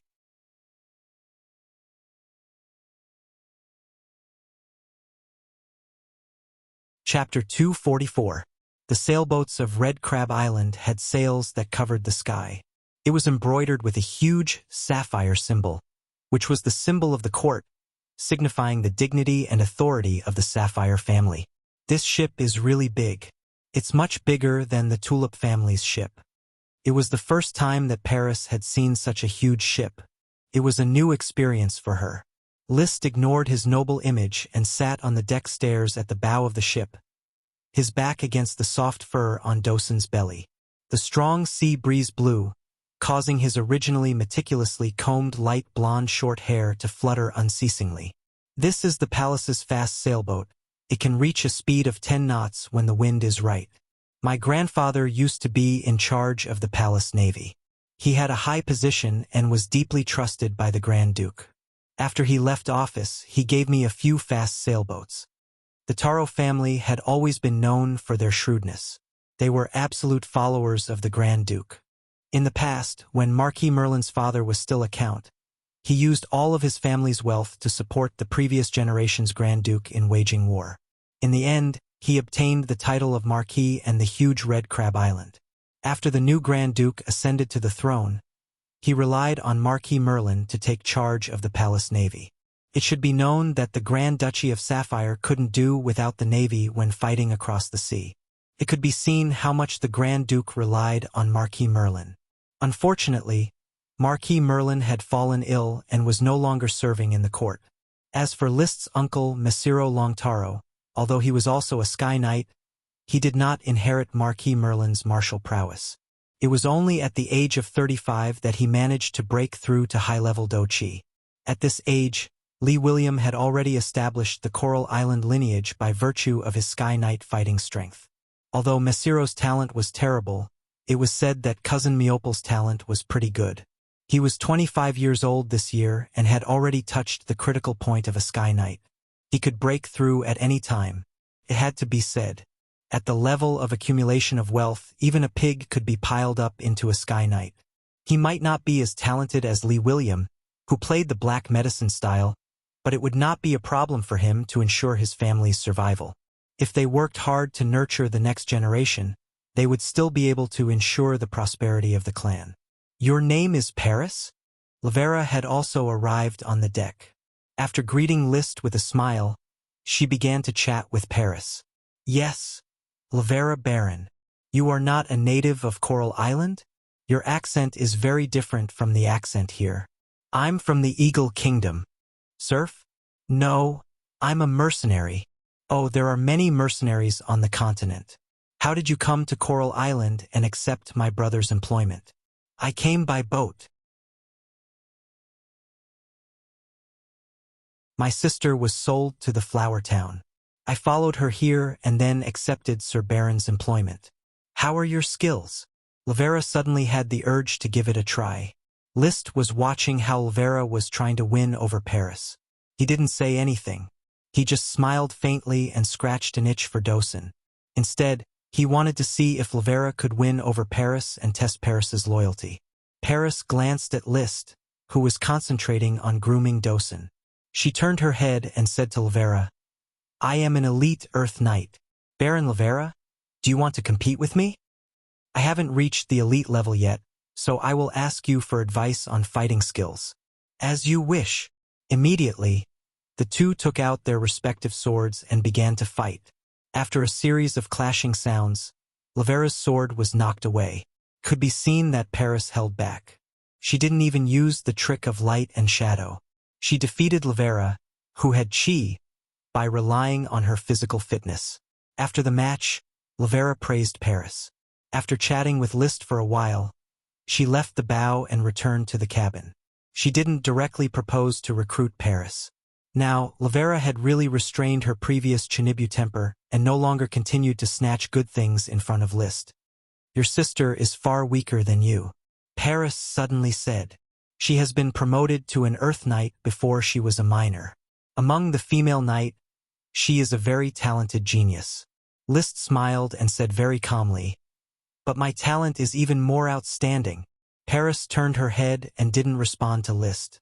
After the mercenary left, except for a few working sailors, only Liszt and Dosen were left on the deck. Dosen was too big and didn't like to stay in the cabin.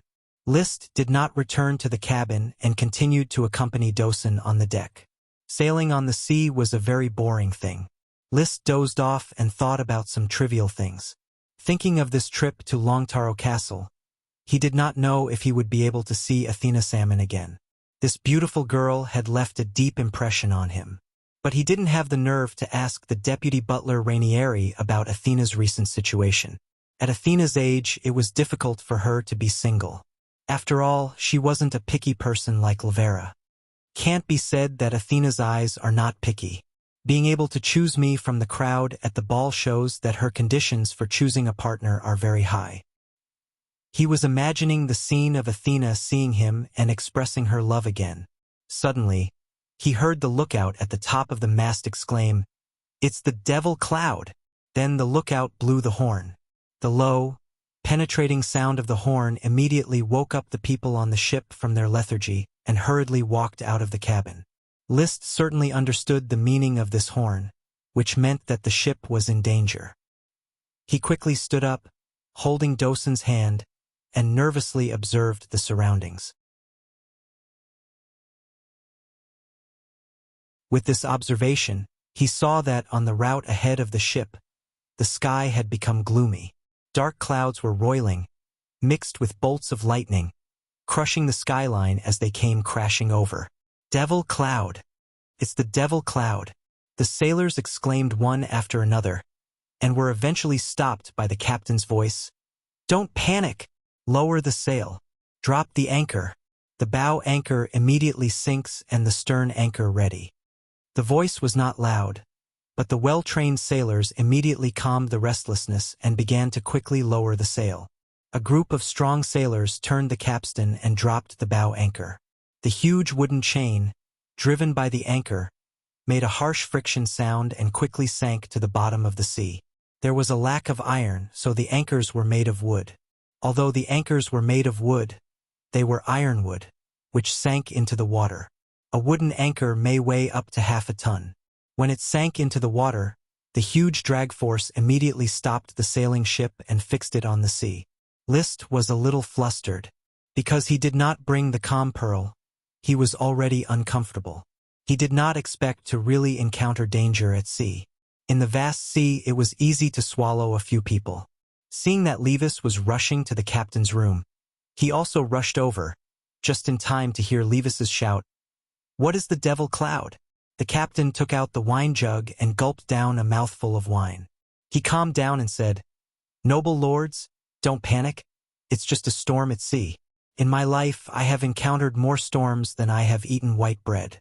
The Cancer was once a palace sailing ship with a huge tonnage, and the ability to resist storms can completely resist the devil cloud. Hearing him say it so easily, everyone calmed down a little.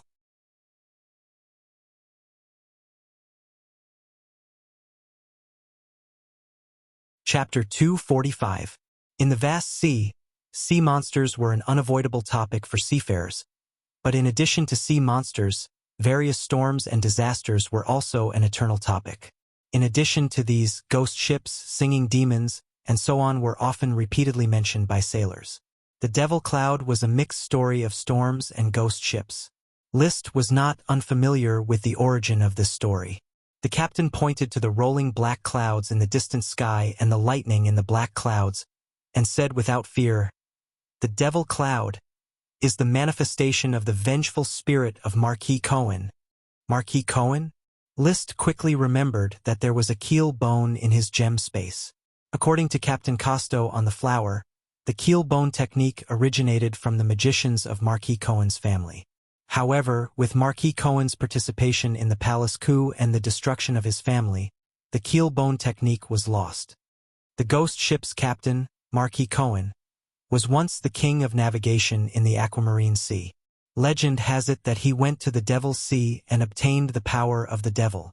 Looking at the approaching dark clouds and lightning, the captain said with a trembling voice, "There were no legends of gods in this world, but there were legends of devils." The sea beyond the Aquamarine Sea was called the Devil's Sea because in legend, the Devil's Sea was a place where devils roamed. Even the Dragon Knight did not dare to cross the Devil's Sea. Levis, however, impatiently scolded, What nonsense! Marquis Cohen was just a marquis 100 years ago. He committed a great crime of rebellion and was strangled to death in a prison on Blue Dragon Island. The captain chuckled, feeling a little gloomy. But there were sailors who really saw a ghost ship in the Devil's Cloud, flying the flag of Marquis Cohen's sheep head. The sheep head burned with green fire, turned into a skeleton, and sucked all the blood out of people. Maroto, Rainieri, the deputy steward on the ship, had just arrived.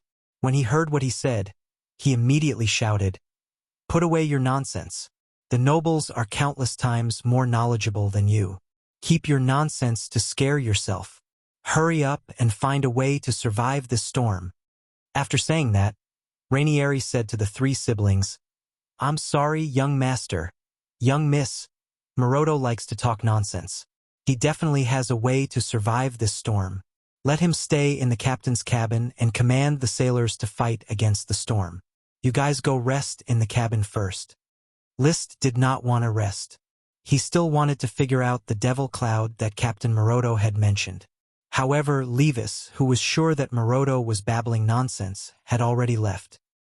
He thought about it and could only follow him out of the captain's cabin. This was indeed not a good time to disturb Maroto's command. They arrived at the cabin. Rainieri asked the accompanying manservant to serve coffee and explained, "Little young master, little miss, please forgive Captain Maroto's nonsense. He was once the most outstanding captain of Red Crab Island. He commanded the sailboat and rushed out of a deadly whirlpool. His son died in a storm accident." A melodramatic story came out of Rainieri's mouth. 5 years ago, Rainieri's family was harmonious and happy. He had a handsome only son, and his dream was to command a ship to sail the azure waves sea like his father. For this dream, the young man started as a sailor and worked until he became the first mate. Finally, he had the opportunity to command a ship independently. But 3 months later, the ship did not return. Only 2 sailors on the ship escaped. They claimed that the ship had encountered the devil hiding in the storm clouds. The ghost ship flying the flag of the Marquis Cohen family engulfed their ship. Rainieri's son was swallowed by the devil while they were unconscious on the plank and were rescued by a passing merchant ship. Since then, Maroto firmly believed that the devil cloud would find him sooner or later. When he saw the storm clouds, he thought that the devil cloud had come. He had a high prestige on the ship. The sailors were personally trained by him. When he said it was the devil cloud, the sailors called it the devil cloud. After listening, Levis frowned and said, "Mr. Rainieri, since Maroto has become a madman, why does Long Taro Castle still let him continue to be the captain?" Rainieri said awkwardly, "His experience is an irreplaceable and valuable asset. On the sea, he can always overcome storms. No one is more suitable to be a captain than him. When the master was still able to fight, he would always take Maroto's ship and go overseas." Levis raised his eyebrows and did not continue to say anything. After all, he was the meritorious captain of Long Taro Castle. Occasionally being foolish was not enough to be abandoned. Liszt looked at his brother and sister, who had calmed down, and still felt uneasy. He pushed the door open and went out. "I'm a little stuffy. I'm going up to see what's going on. Sir Baron, do you feel uneasy?" Paris followed. Touching Dosen's fur, Liszt did not speak. He just released magic eyes and observed the dark clouds and lightning that were about to roll over. Like a black towering wall, it roared to cut off the connection between the sea and the world, isolating the fast-sailing ship from the world. The picture of the sky being half black and half white was shuddering. In the vision of magic eyes, the black clouds and the rising and falling lightning had vague signs of magic, but it seemed to be just a magic reaction caused by the lightning. When the lightning lit up, there was a trace of magic. When the lightning went out, the trace of magic disappeared. It shouldn't be the magic of the ghost ship. It's just that the lightning stimulated the wandering magic. Liszt had seen the scene of lightning and thunder, and at that time he also found that lightning could stimulate magic. If there was a ghost ship, just like he could find the 36D Spectre hidden in the keel, Magic eyes would definitely be able to see the magic of the ghost ship. No, it meant that it was not a devil cloud, just a simple storm. Could relax the mood. However, he was still nervous and vexed. I should have brought the sea-calming divine pearl with me. When I go back this time, I must ask Granny Truth to make me a calm pearl again. No. I'll make the largest black pearl into a sea-calming divine pearl. I hate storms. His anxiety was quickly suppressed by him. He touched Dosen's fur and thought, Dosen has learned to swim. I can ride him and drift on the sea. It can also release rock thorns in the sea, so it shouldn't be difficult to stab ordinary sea monsters to death. However, he quickly thought of a problem. He immediately ordered his retainer knight, Philip, go and inform Sir Lydon to remember to send someone to guard the life raft. If there is no problem, then so be it, but if there is, make sure that the life raft is in our hands. Yes, my lord. Suddenly, he remembered that Paris was right beside him. If his selfish words were heard by her, he would definitely be despised and his loyalty would be lowered. However, his brain turned very fast. He turned his head and said directly to Paris, who had not yet reacted, if the storm capsizes the sailboat, remember to follow me closely and don't rush around. There are only a few life rafts on the ship, and they can't save too many people. I don't want anything to happen to you. Paris, who did not know what was going on, was immediately moved. No, thank you, I should be the one to protect you. Only by living will you have a chance to protect me.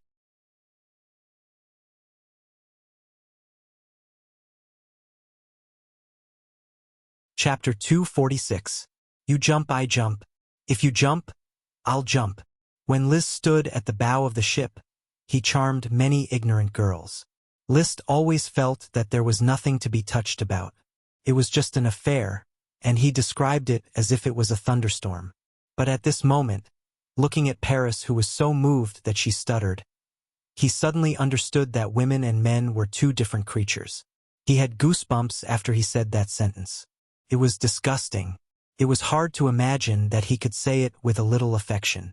The most important thing was that Paris actually believed it. She was so touched that her gaze became gentle. The art of controlling is broad and profound. Only by talking about honor and interests to men can it be effective. But for women, benefits and honor are all secondary. You can only start with feelings. At this moment, many insights came to Liszt's mind. Practice makes true knowledge, and his understanding of women went up another level. He immediately realized why he always met with a wall when chasing a girl in his previous life. Even if he made ice cream for the girl, he still couldn't win her favor. The reason was very simple, there were two. He was not handsome, so he didn't know how to talk. Now, not only was he handsome, but he also learned how to talk. The loyalty of the female mercenary to me has increased by about 10 points. The full value should be 70 points. The atmosphere was fleeting because the dark clouds of thunder and lightning were approaching. The sky was completely dark, and only the light of the lightning flashed. Let's go back to the cabin first. Okay. Dosen was also pulled into the cabin. In the cabin, Levis and Lavera were informed. The three siblings looked at each other and exchanged their thoughts in an instant. When there was danger, the life raft would be distributed by them. If necessary, the sailors on the ship could be sacrificed. With a pain in his conscience, Liszt sat down and sighed in his heart. I hope nothing really happens. It's best to reach Red Crab Island safely. Bang! A bolt of lightning fell outside the window, and dark clouds shrouded the fast-sailing ship. The storm was coming. The wind was howling, accompanied by bean-sized raindrops.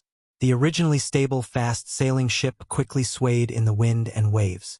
Liszt held the wall with one hand and looked out the window calmly. It was so dark that one could not see any light other than the lightning. It was as if a huge mouth had swallowed the entire ship. The shouts of the sailors could be vaguely heard from the deck. They were trying their best to control the ship to prevent it from being blown over by the strong wind. At sea, wind and waves were the main factors that led to ship accidents. Experienced captains knew how to avoid wind and waves. At this time, the waves were not very big, mainly because the wind was very strong, and coupled with the rain, the fast sailboat was flapping like a toy. The three siblings, who rarely experienced storms, were nervous for a while. They found that although the sailboat was swaying, and the bow and stern of the boat were rising and sinking, there were no signs of the boat turning over. They could not help but relax and look out the window. There was no sign of the specter ship. Maroto was indeed spouting nonsense. How could there be a Marquis Cohen's specter ship? Levis said in disdain. Did Marquis Cohen really die in the Blue Dragon Island prison? Yes, this is not a secret. When Marquis Cohen participated in the coup and failed, he was immediately put under house arrest by the Grand Duke at that time. After everyone in the family was arrested, he was secretly executed in prison. The Sapphire family did not create its current glory by being soft-hearted. Levis said with a tone of admiration. He was very supportive of the Sapphire family. It seemed that, as Levis said, this was just an ordinary storm. Half an hour later, dark clouds still covered the sky, but the lightning had stopped. The heavy rain and strong wind also gradually calmed down, and the fast sailboat regained its stability. The storm is finally over.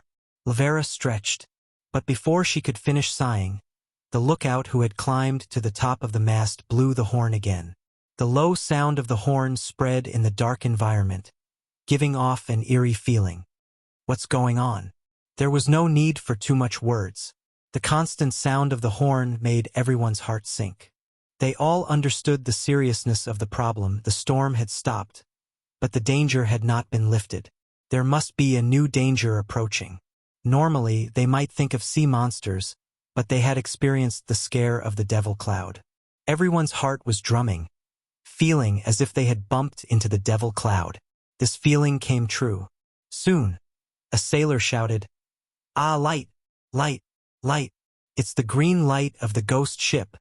List and the others hurriedly climbed out of the cabin and onto the bow deck.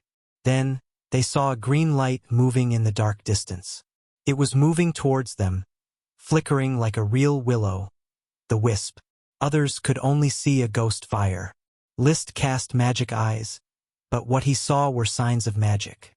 The faint green magic outlined the vague shape of a damaged sailboat. It's really a ghost ship. He was shocked. He was not surprised. He had seen ghosts before, and there was a black dragon servant who was involved with ghosts. Could be seen that ghosts were not a legend, but a real existence. But he was very nervous. The danger of encountering a ghost ship in the vast sea was self-evident. Marquis Cohen's ghost ship is real? Levis, who was on the side, swallowed his saliva and was equally nervous. No one could restrain their nervousness in the face of such an incredible situation as the ghost ship. Even Dosen, an intermediate world of Warcraft, felt the uneasiness of the atmosphere. The dog hair on his back stood up and he growled. At this time, Levis's guard, Captain Leiden, a knight, stood up. "Don't be nervous, Sir Levis, Baron Lavera. Baron List, we are knight, we have chi. Even the devil can cut off its head. Summon all knight. Prepare to fight the ghost ship. Philip, Xavier, lead the Squire Knight and fight with Captain Leiden." List made a prompt decision. Soon, the battle team composed of Knight and Squire Knight was assembled. Under Sir Ryden's command, each of them drew their weapons and prepared to face the approaching ghost ship. They could clearly see the decaying, damaged, mottled hull of the ship, and the flag with the symbol of a sheep's head hanging from the mast, burning with green flames. As Captain Maroto said, this was Marquis Cohen's ghost ship. "Lord Baron, be careful." Paris pulled out her greatsword and stood in front of List. Her tone was heavy. She felt the threat of the ghost ship. She was panicking, and her hand holding Dosen's chain turned white. But on the surface, List remained calm and forced himself to look calm. It's just a ghost ship. It might not be that strong when it's alive, so what if it's dead? My red blood sword hasn't been sharpened with fresh blood. Looks like I can't wait to enter the battlefield. I'll sharpen it with the ghost ship. Clang! He pulled out the red blood sword and circulated the chi in his body, getting into a battle stance. Creak, creak, creak.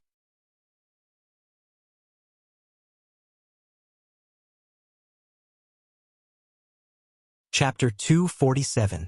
There were still no dark clouds in the sky, and there was not a trace of light. Only the ghost ship was flickering with green willow, the wisp, and the sheephead flag was burning with flames, illuminating some of the sea. Full rudder left. Turn, turn. Captain Moroto's voice cut through the silence, followed by the clatter of the rudder turning. However, this sound lasted for a while, and the speedboat still did not seem to turn around. We're trapped by the demons, Captain. We can't turn around. There's no wind, no waves. We can't move even with oars. It's over. It's really the Devil's Cloud. It's Marquis Cohen's ghost ship.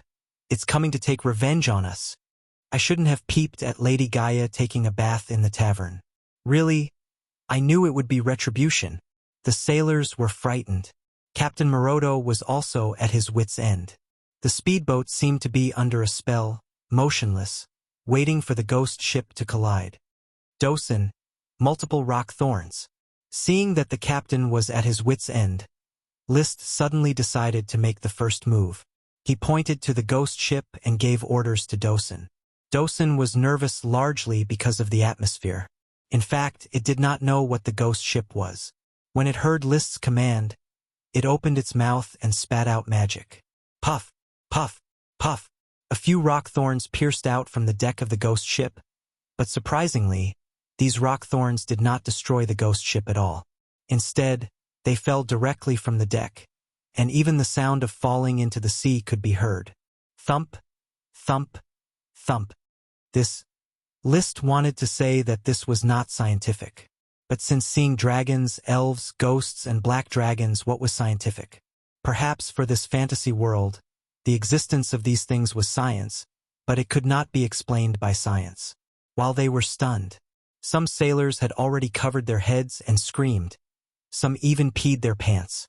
The captain sat in the captain's room, the jug in his hand swaying, wanting to drink but unable to. Even Lavera, who had always been brave, clenched her long sword and shouted with a trembling voice, "No!" Powerless to stop it. Everyone watched helplessly as the specter ship inevitably collided with the fast sailboats bow to bow, bit by bit. Hold on tight. It's going to be a naval battle. Captain Layden raised his knight-long sword high and shouted, "Knight, show your courage and charge with me." His performance was worthy of the identity of a knight, brave and fearless. However, the atmosphere was different from what he had imagined. The collision did not happen. The decaying ghost ship passed through the fast sailboat like a layer of fog, without any substance. Layden raised his knight's sword in a daze.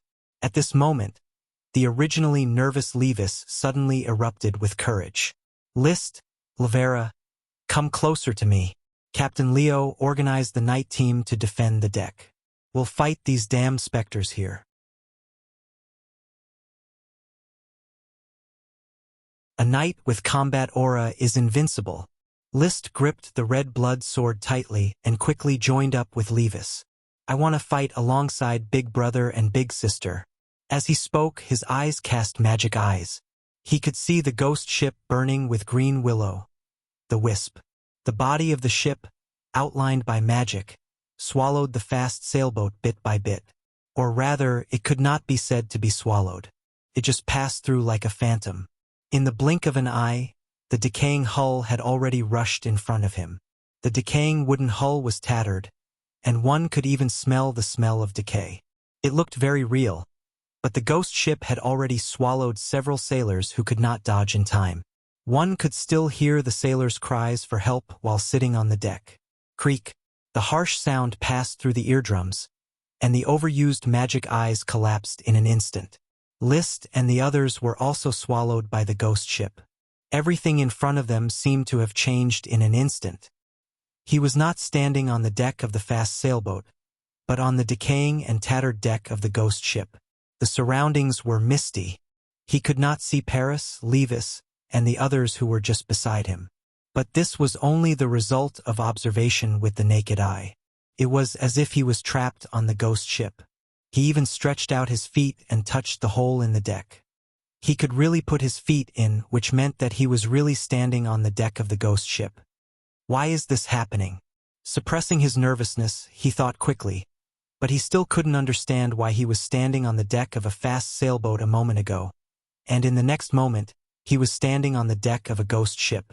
When he stepped on it, it sounded like the wooden planks would break at any moment. It was very real and not an illusion. "Levis! Lavera!" he shouted, but no one answered. There was only the sound of the wood squeaking. "Dosen! Paris!" There was no response. The fog was rolling, and the light was dim. He could not even see the willow, the wisp that he could see before. Am I trapped in the ghost ship? Why is this happening? Is my five senses hallucinating? Or is matter and spirit distorted at this moment? The triangular theory that mages believed in emerged in his mind. He remembered the theoretical principles that Glanny had said: matter, magic, and spirit were constantly changing. But the red blood sword was still in his hand. He did not believe that so many people and such a huge fast sailboat could be so quickly transformed. I must be hallucinating. Yes, hallucinating. He rubbed his eyes fiercely. Feeling that the fatigue had subsided, he immediately cast magic eyes again. In an instant, the surroundings underwent a drastic change again. He saw where the people around him went. The human figures outlined by magic did not go too far. They just kept spinning in place, even waving their weapons to fight and kill each other. He saw Levis, desperately waving his sword to cut the air in front of him. He saw Vera, holding her sword and shivering. He saw Captain Leiden, who cut a trainee knight to the ground. Then, he found Paris behind him, less than a meter away. Dosen was also there, but Paris and Dosen did not see each other. Paris held her big sword and nervously patrolled the surroundings, while Dosen kept opening his mouth and seemed to be barking. At this time, the movement of a magic human figure alerted List. The other party had fallen from the deck and into the cabin of the ghost ship. In other words, even if these people, including himself, were trapped in an illusion, but their location was still not on a fast sailboat, but on a ghost ship. Only a ghost ship had a rotten deck. Without time to think about the reason, List leaned directly toward Dosen and then slapped Dosen on the back. Dosen! Trembling Woods twisted his body, opened his mouth and spat out a rock spike. Fortunately, List was prepared. He twisted his body and dodged, continuing to pat Dosen and calling out, "Dosen! You have even forgotten your master." Dosen seemed to have no reaction at all. His dog eyes were confused as he continued to release rock thorns randomly.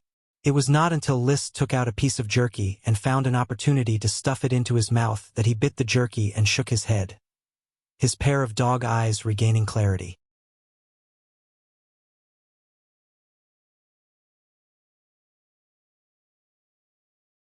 Chapter 248. After waking up Dosen, List's nervousness was greatly relieved. It was a bit unpleasant to say that a man relied on a dog's power, but it was really reassuring to have Dosen by his side. Woof woof! Dosen ate the jerky in 2 bites and barked again. It still couldn't see the surroundings clearly, only the misty surroundings. List also couldn't see the surroundings clearly. He could only judge his situation by the magic lines outlined by the magic eye. However, the magic eye collapsed once when the ghost ship switched to the real scene. As a result, his eyes were still very tired. He could not continue to persist after waking up Dosen, so he could only disperse the magic eye. After the magic eye dispersed, the boundary between reality and illusion blurred again. He could only come and go on the deck, unable to contact anyone else. What kind of state am I in now? How did the ghost ship cause this effect that is far beyond an illusion? He wanted to find Paris's position according to his memory, but unfortunately, after walking dozens of steps and passing through several holes on the deck, he still couldn't reach Paris. Only Dosen followed behind. Since Dosen was woken up by him with the jerky, he did not continue to fall into the illusion, and the dog leash was firmly held in his hand. Feeling that this was not safe, he tied one end of the dog leash to the belt on his waist, in case he fell into the illusion and let go of Dosen's leash. Perhaps because he had been nervous too many times, although the current situation was unknown, he seemed to have adapted, and his mind returned to the calmest state. The magic of the dragon infects the surroundings and produces treasures. The magic of the elves affects crops and makes plants flourish. Dosun's magic can create rocks, and my chi can also leave my body and burn. All of this shows the existence of magic. Not only can it create things out of nothing, but it also has incredible effects. He carefully looked at the rolling fog around him. He felt that he had touched the essence of the ghost ship. So in essence, this ghost ship of Marquis Cohen is also a manifestation of magic? To say it is illusory, for it is only magic. To say it is real, for magic can affect reality. The more he thought about it, the more he felt that this speculation was correct. However, it seemed that knowing the principle was useless. Those who should be trapped in the spectre ship were still trapped in the spectre ship. I should wait for my eyes to recover before I cast magic eyes again. Without magic eyes, it's almost impossible for me to move within the range of the spectre ship. The collapse of the magic I just now caused him to feel tired, as if he had suffered a backlash. Ever since he became proficient in the magic eyes, he could almost continuously cast chi secret skills without getting tired. While circulating his do chi to recover from the fatigue in his eyes, he silently sighed. I hope that not everyone dies. He was supposed to go to Red Crab Island to celebrate the new year, and maybe he could get something good from Marquis Merlin. But he didn't expect to encounter the spectre ship, which was almost impossible to encounter. His luck was extremely bad. Haste makes waste. He did not immediately cast magic eyes, still waiting for the fatigue in his eyes to recover. After a while, under the continuous recovery of his chi, his eyes became spirited again, without the slightest feeling of fatigue. Almost there. In a flash, he cast magic eyes, and his vision, which was wrapped in mist, changed again. The outline of a sailboat and the silhouettes of people outlined by magic power immediately emerged. Based on his memory, he first found the shivering Lavera, who was being chased around in circles by a trainee knight. Bang! List kicked the trainee knight and then grabbed Lavera. Wake up, Lavera! Pata! Pata! 2 slaps on the face, but Lavera still did not wake up. In desperation, List dragged her directly and stuffed her into a cabin of the spectre ship. No one slashed her, so he let her toss around in the cabin first. After rescuing Lavera, List did not stop. He took Dosun and spent a lot of effort to grab Levis and drag him into a cabin. The dizzy Levis could not exert the combat power of an elite Earth Knight. After rescuing his brother and sister, he was ready to drag Paris into the cabin again. However, Paris was far more skilled than others. After being beaten by List and Dosun, she still could not be restrained and even showed signs of transformation. Seeing this, List simply ignored her. With her combat power, it was estimated that no one on this ship could match her. If I want to wake these people up, I'm afraid I have to get rid of the spectre ship. The spectre ship without ghosts was no threat to List, who had magic eyes. Let's go, Dosun, to the place where the magic is the brightest. Holding Dosun, he went straight to the place where the magic of the spectre ship was the strongest. Green magic power formed a vague outline of the spectre ship, and there were 3 obvious places where the magic power was concentrated. One was the sheephead flag at the top of the mast, which was burning with magic flames. The other was the bow of the ship, which looked like a dragon-shaped sculpture, a sculpture of the sapphire dragon. The people of the Grand Duchy of Sapphire believed that the sapphire dragon could suppress all the sea monsters in the Azure Wave Sea and protect the safety of the crew. But at this time, the bow of the ship, which was burning with green flames, was not like a dragon, but more like a bat. The last place, which was where List was going, was in the middle of the cabin. The magic there was not as strong as the sheephead flag and the dragon-shaped bow, but it seemed to be the heart of the entire spectre ship. Every magic that outlined the outline of the spectre ship originated from here. Woof woof! Dosun's huge body followed List with difficulty, crossing the rotten wood and walking to the middle of the cabin.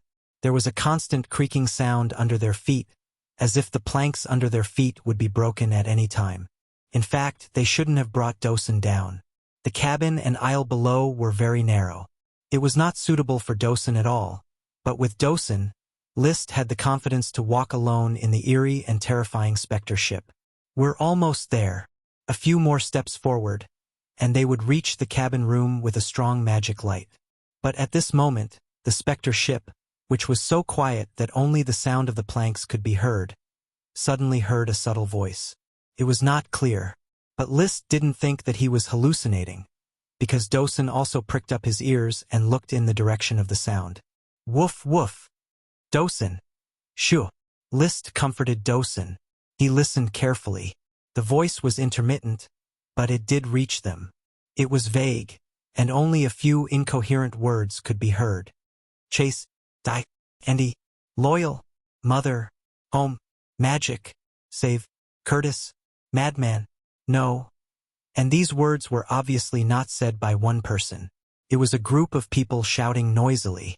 Andy? Curtis? Sounds like two names. List was muttering these two names when suddenly a pale face appeared on the magic wall in front of him. The face seemed to be shouting at List, but it also seemed to be shouting to itself, "No!" This unexpected scene scared List so much that he stabbed the red blood sword straight into the face. The fire attribute chi exploded, and the magic that formed the face was blown to pieces. The face disappeared, and so did the shouting. You're tuning in to the Legend of the Vagabond YouTube channel. Don't forget to subscribe and join us on this journey to catch the most captivating stories.